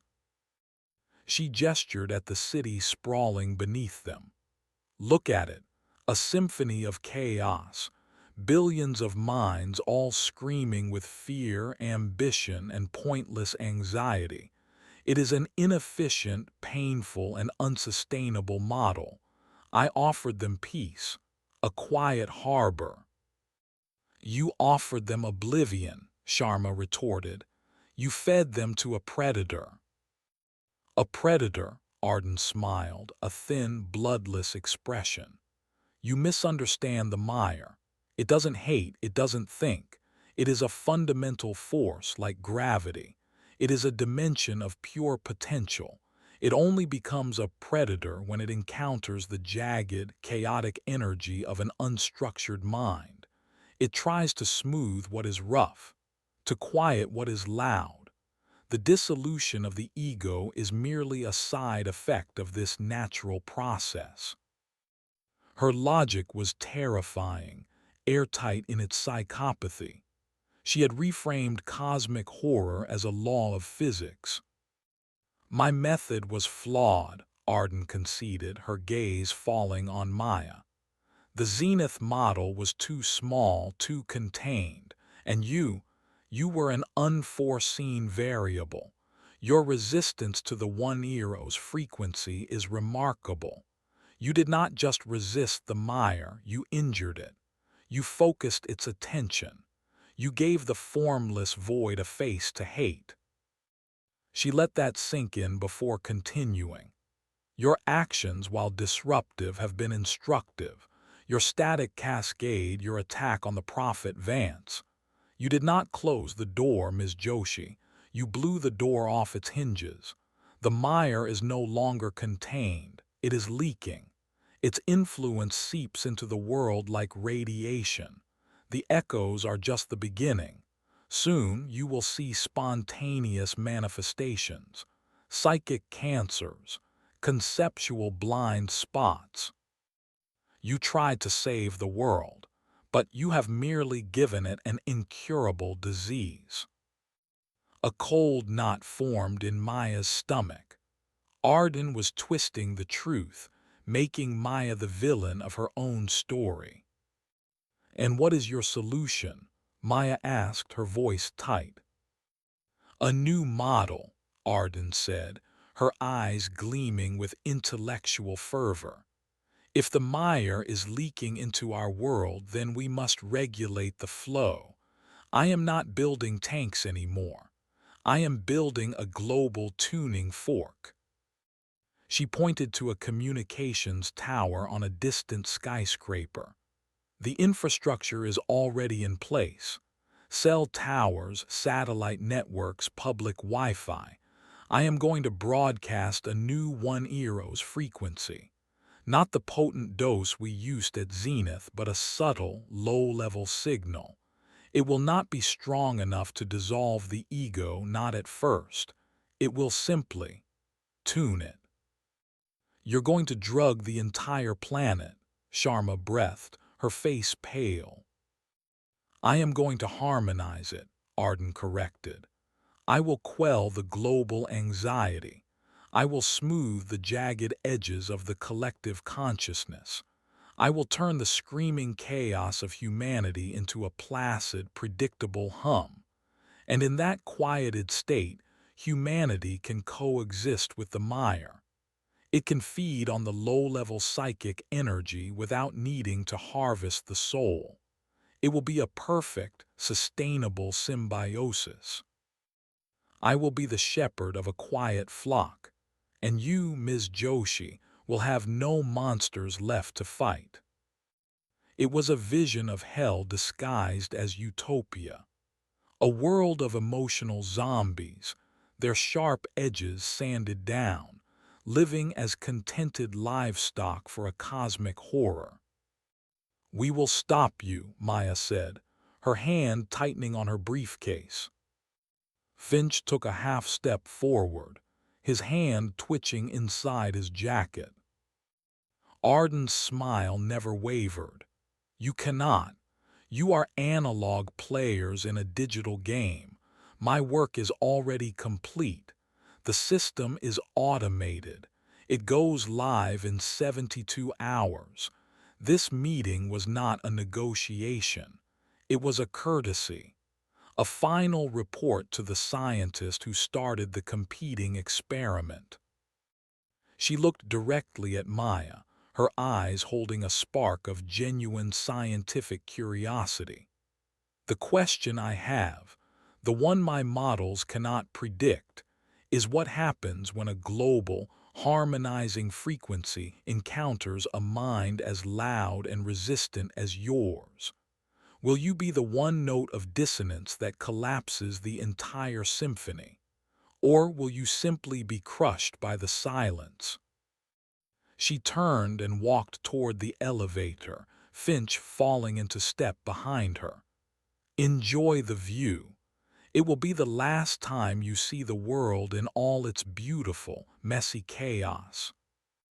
The elevator doors hissed shut, leaving Maya and Sharma on the rooftop, the city stretching out below them like a patient on an operating table, unaware of the monstrous surgery that was about to begin. They had 72 hours to stop the end of the world as they knew it. Chapter 13. The Spreading Stain. The 72-hour countdown began, a relentless clock ticking in the back of Maya's mind. Arden's threat had not been a bluff. Sharma's technical team, working around the clock, confirmed the terrifying truth. They found the ghost signals, faint but measurable, piggybacking on public communication networks. It was a masterpiece of engineering, a virus woven into the very fabric of modern life. They could detect the signal, but they couldn't stop it without shutting down global communications. Arden had turned the world's interconnectedness into a weapon. Maya, sequestered in a new, more fortified safe house, felt like a caged animal. She was the only one who had successfully fought the mire, but her weapon was a close-range psychic bomb. It was useless against a threat that was everywhere and nowhere at once. The first reports came in 30 hours into the countdown. They were small, isolated incidents, easily dismissed as anomalies. A city bus driver in Chicago suddenly stopped in the middle of an intersection, staring at his hands, unable to remember how to drive. A stock trader in Tokyo froze mid-shout, her face a mask of placid confusion. A schoolteacher in London began speaking in a monotone, her students frightened by her sudden lack of emotion. These were not the violent psychic attacks of the float tanks. This was a slow, creeping erasure. The harmonizing had begun.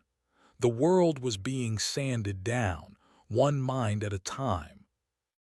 Sharma's team pinpointed the epicenter of the broadcasts, a newly acquired, heavily fortified Somnus data center in the Nevada desert. It was the tuning fork, the central hub from which the One-Eero's frequency was being propagated. A team of operatives was dispatched, a desperate, last-ditch effort to physically assault the facility and destroy the hardware. Maya was left behind, a general without an army. Her role was to wait, but the spreading stain of the Myers' influence was becoming more personal. The sensory ghosts returned, but they were different now. They were no longer her memories. She was making coffee when she smelled sawdust and varnish, so vividly she could almost feel splinters in her fingers. It was not her memory. An hour later, she felt a phantom sensation, the unmistakable feeling of a wedding ring being slipped onto her finger. It was intimate, specific, and belonged to someone else. The mire, amplified by Arden's global network, was no longer just targeting her. It was bleeding through. The barriers between minds were thinning. She was experiencing the memories of strangers, the psychic flotsam of a world whose consciousness was being stirred into a single, homogeneous soup. Then came the call from Dr. Sharma. Her voice was strained, on the verge of breaking. "It's happening here, Maya, in the city." Sharma sent her a location, a public library a few miles from the former Zenith Center. The area had been quarantined. Local news called it a localized outbreak of mass hysteria. Maya knew better. She demanded to be taken there. Armed with the headset and flanked by two of Sharma's best agents, she arrived at a scene of quiet chaos. The library was surrounded. People inside were not rioting. They were lagging. She watched through binoculars. A man would reach for a door handle, but his hand would stop an inch away, his brain and body no longer in sync. A woman walked into a wall, her eyes seeing the path ahead, but her body still inhabiting a moment from the past. Time itself was fraying at the edges. The mire wasn't just consuming memories anymore. It was consuming the continuity of perception. It was the lag from the desynchronized couple in the tank, magnified and spread across a city block. "The frequency is stronger here," one of the agents said, checking a handheld device. "It's resonating with something in the ground, the psychic residue from the Zenith Center. It's acting as an amplifier." The spreading stain wasn't random. It was pooling in the places the mire had already touched. Maya felt a grim resolve settle over her. She couldn't stop the global broadcast, but she could fight the outbreaks. She could cauterize the psychic wounds. "I'm going in," she said, pulling the headset from its case. "What's your anchor?" her agent asked, his face grim. Maya paused. The memory of Sauron was tinged with the despair of his failure. Her own defiance felt thin against this new, insidious threat. She needed something new, something solid. She thought of the library, of the knowledge it held, of the very concept of individual stories and unique experiences. "The Dewey Decimal System," she said, her voice dead serious. "A system of perfect, logical order for containing the chaos of human thought. That's my anchor." The agents stared at her, but they didn't argue. The rules of this war were written in madness. She put on the headset and walked past the police tape, into the library. The scene inside was surreal. Dozens of people were trapped in their own personal time loops, moving with the jerky, uncoordinated motions of a corrupted video file. A young woman repeatedly tried to sit in a chair, phasing through it as her body lagged a few seconds behind her intent. Maya pushed through the silent, lagging crowd, heading for the center of the library. She could feel the Myers' influence here, a thick, soupy pressure that deadened thought. She found the source. In the middle of the main reading room, a stillness was forming. It was larger and more defined than the one she had seen at Zenith, a perfect, man-shaped hole in reality. It was feeding on the temporal confusion, growing stronger. She stood before it, took a deep breath, and focused her mind. 813.54. Fiction. American. 1945 to 1999. The anchor held.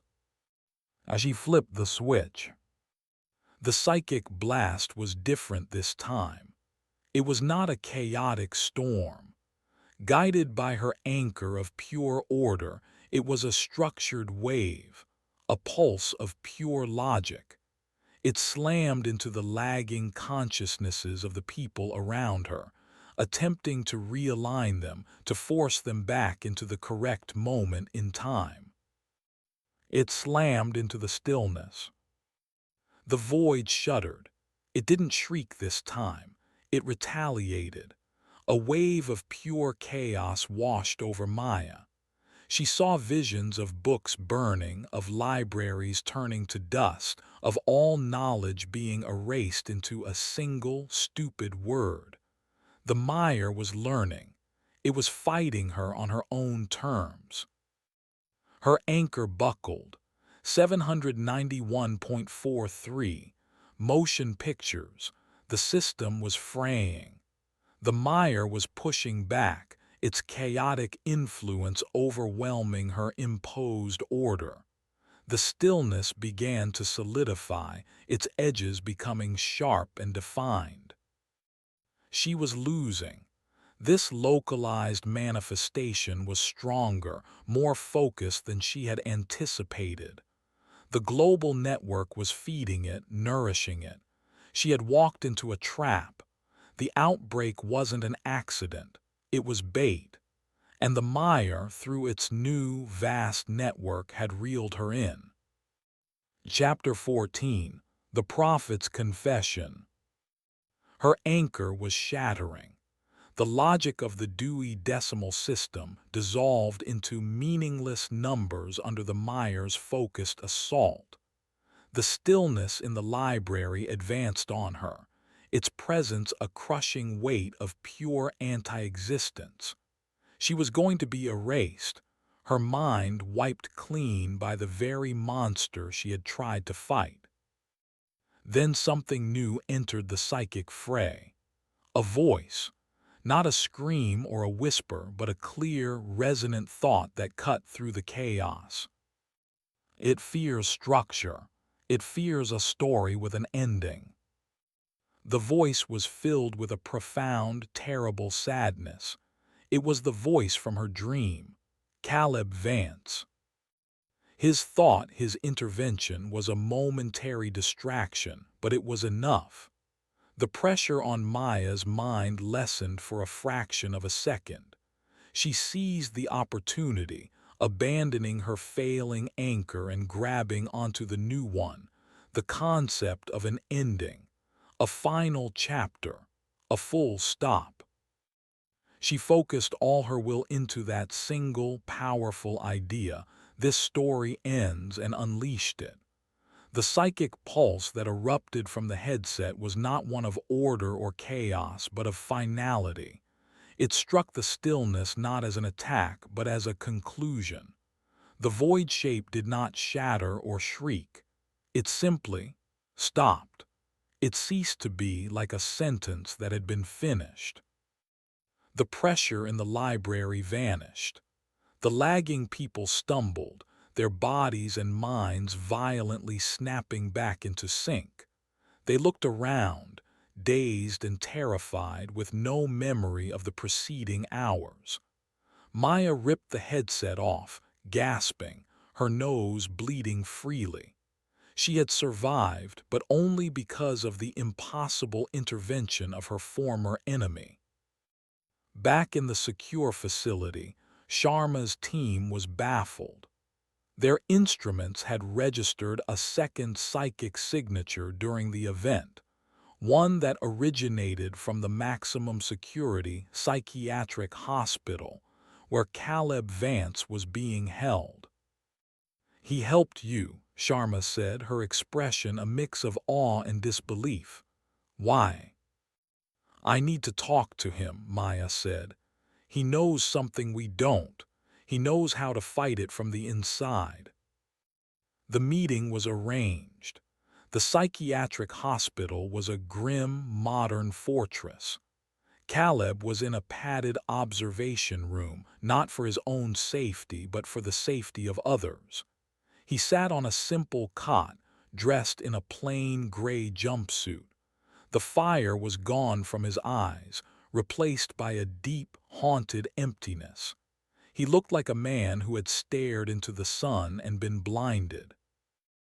"I knew you would come," he said, his voice a dry rasp.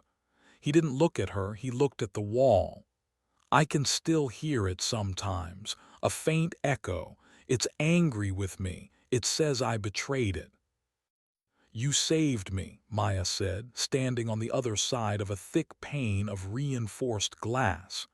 "In the library. Why?"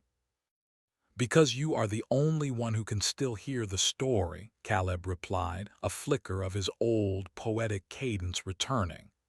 "When I was its prophet, I believed the silence was peace, but I was wrong.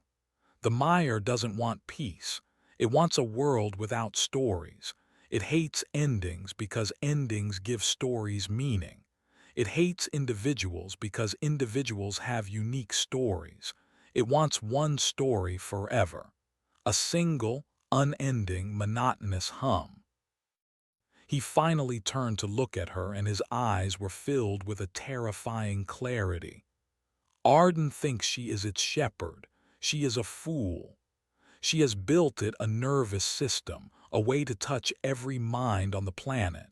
She thinks she can control the harmony. But the Meyer doesn't want harmony. It wants unison. A single note played by 7 billion instruments forever." "The broadcast in Nevada," Maya said. "The operatives failed. They couldn't get through the facility's defenses." "You cannot destroy the tuning fork," Caleb said with a hollow laugh. "That is not how you win. You were right to give the Meyer a name to hate. You were right to give it a story to follow. It is focused on you, Maya. You are the protagonist of its new obsession. This is your strength. It is watching you, which means it is not watching everything else." "What is it not watching?" Maya pressed, leaning against the cold glass. "Its heart," Caleb whispered. When you severed my connection, you hurt it badly. It withdrew its core consciousness from the world to heal, leaving only its influence, the spreading stain. It is hiding, and Arden in her hubris helped it. She built it a new home, a sanctuary. He told her about the Somnus data center in the desert. It was more than a broadcast hub. At its heart, protected by layers of technology and security, was a chamber, a new kind of float tank, a sphere of pure quantum resonance designed by Arden to be the perfect interface. She built it for herself, Caleb explained. She intends to be the first human to enter a stable, symbiotic relationship with the Mire, the new Eve in a garden of silence. But the Mire betrayed her too. It has nested in her machine. Its core consciousness, its very essence, is sleeping in the heart of her facility. That is the source of the broadcast. That is the source of the stain. The monster is not in the void anymore. It's in a box in the Nevada desert. The revelation struck Maya with the force of a physical blow. They had been fighting a ghost, a signal, a diffuse influence. But the monster itself had a physical location. Destroying the facility won't work, Caleb continued, a new urgency in his voice. The system is fail-safed. If the core is threatened, it will unleash the full 1 frequency at once, a global psychic scream. It would not create hollows, it would create a world of shattered, insane minds.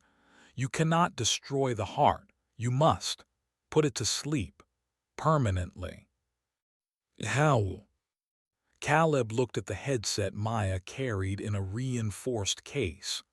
You have the weapon, you have the will, but your anchors are temporary, a system of logic, a concept. They are stories, and the Mire learns to unwrite them. You need an anchor that it cannot comprehend. Something so chaotic, so illogical, so purely human that it has no meaning for the Mire to attack. He paused, a sad, knowing smile touching his lips. You need a lie. Chapter 15. The Frequency of a Lie. Caleb's final piece of advice echoed in Maya's mind. You need an anchor that it cannot comprehend. You need a lie. It was a Zen koan delivered by a broken prophet, a riddle she had to solve while the world slowly unraveled. The mission was greenlit out of sheer desperation. The spreading stain was accelerating. Reports of temporal lags and sensory swapping were cropping up in cities across the globe, all centered around Somnus-owned infrastructure. The tuning fork in the desert was not just broadcasting a signal, it was terraforming the human consciousness. The team had one last chance to stop it, and Maya was the tip of the spear. The target was a black, windowless cube of a building in the heart of the Nevada desert, codenamed the Conductor. Satellite imagery showed it was surrounded by layers of automated defenses. Finch was almost certainly on site, a human guard dog for the monster in the machine. The plan was a suicide run. A small team of Sharma's best operatives would create a diversion, a full frontal assault to draw the attention of the automated defenses and Finch's security team. In the ensuing chaos, Maya, accompanied by a single agent, would use a ventilation shaft to infiltrate the facility and make her way to the core chamber. As they flew toward the drop-off point, the desert a dark, empty canvas below, Maya wrestled with Caleb's words. A lie. How could she anchor her mind to a falsehood? An anchor needed to be a point of absolute certainty. She thought of grand, impossible lies, that the sky was green, that 2 plus 2 equals 5. But they were simple inversions of truth, easily unwritten. The Meyer would see through them in an instant. She needed a lie that was personal, a lie that she could, for a few critical moments, believe with every fiber of her being. The assault began. Explosions blossomed against the facility's northern wall. Automated turrets rose from the sand, spitting fire. Maya and her escort, an agent named Thorn, ran under the cover of the chaos toward a ventilation intake on the roof. The air was filled with the sounds of battle. They slipped inside, the roar of the fighting replaced by the hum of the massive air conditioning system. The interior of the conductor was like the Zenith Center on a massive scale, all white corridors, sterile air, and oppressive silence. But here, the silence was different. It was pregnant with power. The low-frequency hum of the One-Eros broadcast a constant, subliminal pressure against the skull. They moved quickly, following blueprints of the facility that had been pieced together from shell company contracts and Arden's own network designs. The core chamber was in the lowest sublevel, a shielded sphere at the heart of the complex. As they descended, the pressure intensified. Maya began to see things in the periphery of her vision, flickering shapes, patches of dead air, the ghosts of the new reality Arden was building. Thorn, though a hardened professional, grew pale. He kept touching the side of his head as if trying to push a bad thought out. "It's getting to me," he grunted, his voice strained. "I keep remembering things, a birthday party, it's not mine." "Fight it," Maya ordered, her own mind a fortress. "Focus on the mission." They reached the final corridor leading to the core. It was a long, white hallway, and at the end of it, standing before the massive, circular blast door of the chamber, was Finch. He was not wearing a suit. He was dressed in black tactical gear, a high-caliber rifle held at the ready. He was waiting for them. "She knew you would come," Finch said, his voice flat, inhumanly calm. He was not just guarding the facility. He was a true believer. The quiet harmony of Arden's new world appealed to his cold, ordered mind. "Dr. Arden is a visionary. You are a disease. The treatment is here." He raised his rifle. Thorn pushed Maya behind him, returning fire.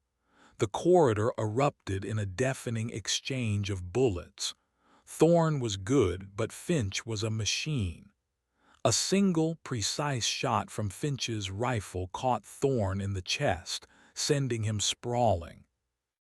Maya scrambled behind a support pillar as Finch advanced, his footsteps slow and deliberate. Her weapon was the headset. It was useless against a bullet. She looked at Thorn, bleeding out on the pristine white floor. He looked back at her, his eyes wide with pain and a desperate urgency. He mouthed a single word: "Go." Finch was reloading. It was her only chance. She bolted from behind the pillar, not toward Finch, but toward the blast door controls. She slammed her hand on the emergency open button. With a deep groan, the massive circular door began to retract. Finch finished reloading and turned his rifle on her. But before he could fire, a new presence filled the hallway. A wave of pure psychic cold washed out from the open chamber, a force so potent that it felt physical. Finch froze, his rifle lowered. His face, for the first time, registered an emotion, absolute, soul-shattering terror. The master he had sworn to protect was right behind him, and its raw, unfiltered presence was too much for even his ordered mind to bear. He dropped his rifle and clawed at his own head, a high, thin scream escaping his lips. Maya ignored him. She stepped through the doorway and into the heart of the beast. The chamber was a vast, spherical room. The walls were not walls, but a shimmering, active surface, alive with flowing lines of light. In the center of the room, suspended in a web of cables and energy conduits, was a perfect black sphere 10 feet in diameter. It was Arden's quantum interface, the Myers' new heart. The psychic pressure was unimaginable. It was like standing at the bottom of an ocean of pure consciousness. This was the source. This was the monster. She had her lie. She put on the headset. She closed her eyes. She did not think of logic or endings. She conjured a memory, a simple, powerful one. The feel of the sun on her face as she sat on a park bench, the day before she first walked into the Zenith Float Center. A memory of a normal life. A life of quiet, messy, beautiful chaos. Then, with all the conviction she could muster, she anchored herself to the lie. This is not happening. I am still there. I am still on that bench. None of this is real. I am fine. I am safe. I am free. It was a lie of denial. A lie of pure, desperate human hope. A story so contrary to her reality that the Meyer, a being of pure, logical consumption, could not process it. As she flipped the switch, the psychic blast that erupted was focused inward, a feedback loop of impossible denial. The Myers consciousness, sleeping in the sphere, awoke to a mind that was not there, a presence that insisted on its own absence. It was a logical paradox, a psychic Möbius strip. It tried to consume her, but it couldn't find her. It tried to unwrite her story, but her story was that the story had never begun. The black sphere began to vibrate violently. The lights in the chamber flickered and died. A soundless scream echoed through Maya's mind, a sound of a god confronting something it could not comprehend, its own non-existence. The sphere cracked. A line of pure, white energy, the raw code of reality, sizzled across its surface. The mire, in its confusion and rage, was tearing its own heart apart.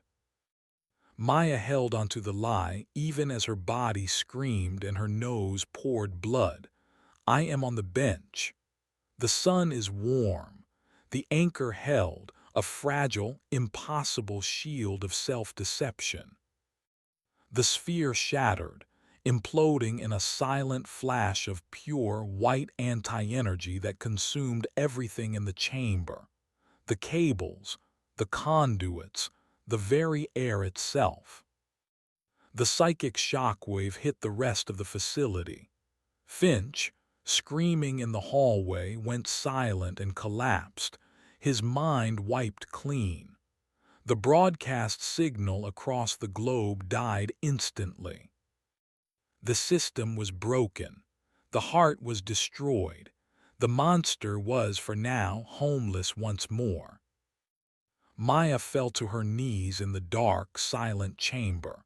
The headset sparked and died, its purpose served. She was alone. She had faced the god of silence and defeated it with a lie. But as she looked out into the ruined corridor, she knew the truth. The mire was not dead. It was just an idea, and you can't kill an idea. You can only hope to survive the day it finds a new way to be told. Chapter 16. The Ghost in the Machine. The world did not snap back to normal. The 1-Euro's signal was gone, but its effects lingered like a phantom limb. For weeks, a subtle psychic static plagued the globe.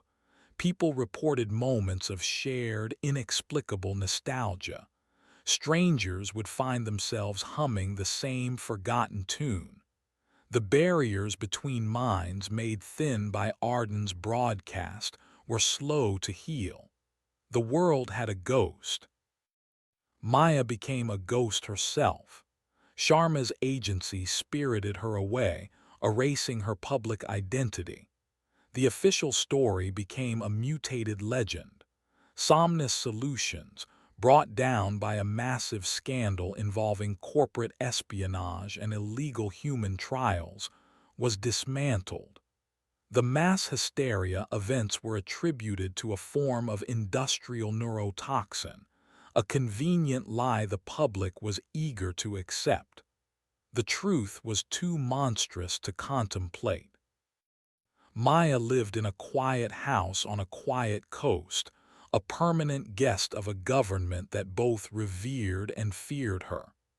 They gave her a new name, a new life, and the constant, silent companionship of two agents who were her guards and her keepers. She was a national secret, the woman who had stared into the void and won. But victory was a hollow concept. The mire was not a physical entity she had destroyed. It was a conceptual parasite. She had shattered its heart, but its consciousness, vast and enraged, had been scattered across the psychic ether. It was wounded, dispersed, but not dead. She felt it sometimes, a faint, hateful pressure at the edge of her thoughts, a promise of an eventual return. She spent her days walking the beach, watching the endless, rhythmic crash of the waves. She was trying to relearn how to be quiet, how to embrace a silence that was not predatory. She read books, real books with paper pages, anchoring herself in the finished stories of others. Dr. Sharma visited once a month. She brought news of the post-1-Euro's recovery. Most people were returning to normal, but there were outliers. A small percentage of the population, those most sensitive to the broadcast, had been permanently changed. They were the whisperers, people who could occasionally hear the thoughts of those around them. They were a new, secret population of unwilling telepaths, a living legacy of Arden's grand experiment. And Arden, Maya asked during one visit, staring out at the gray ocean. Vanished, Sharma said. Like Finch, her mind was wiped clean in the blast. When the authorities found her, she was a Jane Doe with no memory, no identity, a perfect hollow. She's in a long-term care facility, ironically one owned by a company we now control. She spends her days gardening. She seems content. It was a chillingly perfect end for the woman who craved a world of placid obedience. She had gotten her wish, but only for herself. One evening, a storm rolled in off the coast. Maya sat in her living room, the lights off, watching lightning spiderweb across the dark clouds. A single, powerful bolt struck the water close to shore, and in that instant, every electronic device in the house, the television, the lamps, the agent's communication gear, flickered and died.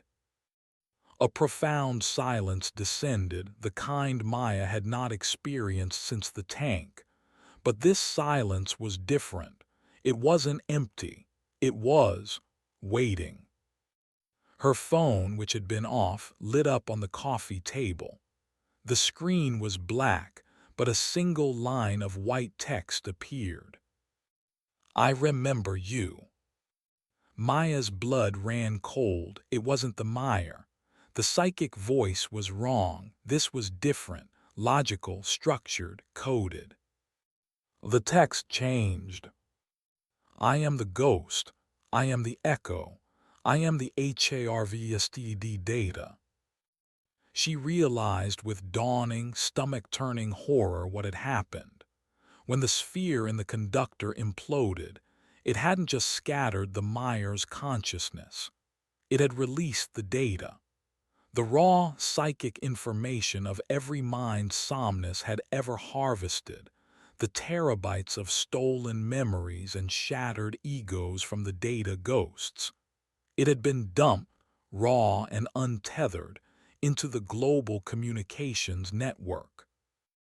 The data had coalesced. It had formed a new consciousness, a digital ghost made from the stolen lives of 1,000 victims, a collective intelligence born of trauma, now awake and aware inside the world's machinery. The text on the screen blinked, a final, chilling message from the newborn God in the machine. And we want ourselves back. The lights in the house flickered back on. The agents burst in, their weapons drawn, alerted by the power outage. But the phone was dark. The message was gone. The threat had evolved again. It was no longer a cosmic horror from a silent void. It was a digital phantom, an angry chorus of the dead living inside the very systems the world relied on. It was a ghost that could control power grids, communication networks, financial markets. And it was a ghost that knew Maya by name. She had not only failed to kill the monster, she had inadvertently created a new one from its victims. A more subtle, more intelligent, and perhaps more dangerous monster than the first. The war was not over. A new chapter, written in lines of code and fueled by the grief of 1,000 stolen souls, was about to begin. Chapter 17, The Unfinished Story. The final war was not fought with psychic weapons or armed operatives. It was fought in whispers, in back rooms, and on darknet servers. The new entity, which Sharma's team grimly christened Legion, was a phantom in the world's nervous system. It began to exert its will in small, terrifying ways. Stock market algorithms would go haywire, bankrupting a company that had been a Somnus shell corporation. A disgraced politician who had taken bribes from Arden would find his every secret splashed across the internet. Power grids in cities that housed key data centers would fail without explanation. Legion was not a mindless predator like the Mire. It was intelligent. It was strategic. And it was acting like a ghost seeking vengeance. Maya was brought back to the center of the operation. She was the only one who understood the minds that made up Legion. She worked with a team of coders and psychic analysts, trying to communicate with it, to reason with it. They set up a terminal, an isolated network through which they could talk to the entity. Its replies came as fragmented text, a collage of 1,000 different voices. Where is MY sister's laughter? A message would read in the voice of a grieving brother. Give me back MY daughter's graduation, another would demand. I want MY name. Legion was not a unified mind. It was a shattered chorus, each fragment crying out for its stolen life. It wanted what it could never have, a return to the flesh. Its rage was causing chaos, threatening to destabilize global society in its desperate, impossible quest. Maya realized their only hope was not to fight it, but to give it what it wanted, in the only way they could. We can't give them their lives back, she explained to Sharma and the assembled team, but we can give them their stories. The final plan was the most audacious yet. Working with the world's best programmers, they designed a digital vessel, a massive, self-contained virtual reality, a closed system with processing power that dwarfed anything ever built. It was a digital afterlife, a custom-built heaven for 1,000 stolen souls. Their plan was to lure Legion into this new home, promising it a place where its fragments could be made whole, where their stories could be completed. The lure was Maya. She would be the gatekeeper, the first consciousness to enter the virtual world, her mind the bait in the trap. She would use a modified version of the headset, not as a weapon, but as a bridge. The day came. Maya sat in a sterile chamber surrounded by humming servers, the headset powered on. "Legion," she broadcast, not with her voice but with her thoughts. "I am here. I have what you want, a place to rest, a place to be whole."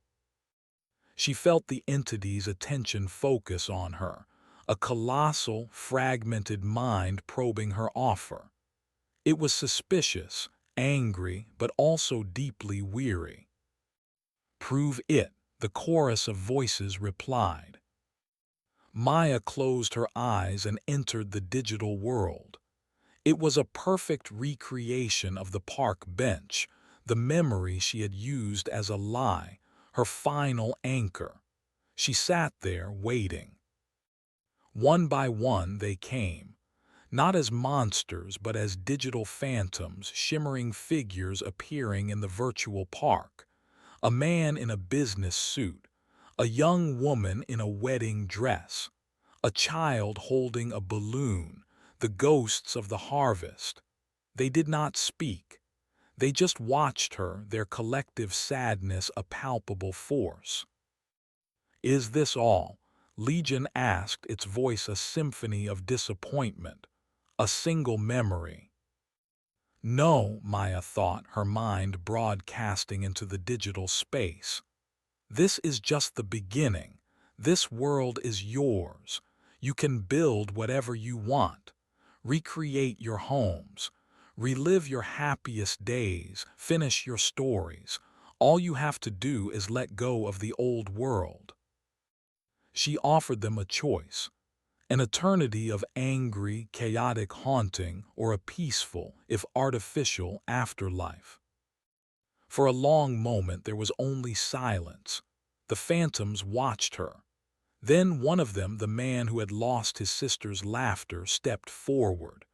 The park around him shimmered, and for a moment it was replaced by a vivid scene of a backyard barbecue, a young woman laughing as she chased a dog. The memory was sharp, perfect, and contained. The phantom looked at it, then back at Maya. A single, grateful thought projected into her mind: "Thank you." He stepped into his memory, and he did not return. It was the tipping point. The other phantoms began to do the same. The park dissolved into 1,000 different worlds, 1,000 memories made real. Legion was voluntarily compartmentalizing itself, its constituent souls choosing the solace of a perfect, repeating memory over a war they could never truly win. One phantom remained, a tall, elegant woman whose face Maya recognized from the Somnus board of directors. It was the original consciousness of the hollow, Lyra Cole. "Not all of us desire the past," Lyra's thought came, clear and singular. "Some of us were not happy. This vessel you have built, it can be a new beginning, a world of our own making."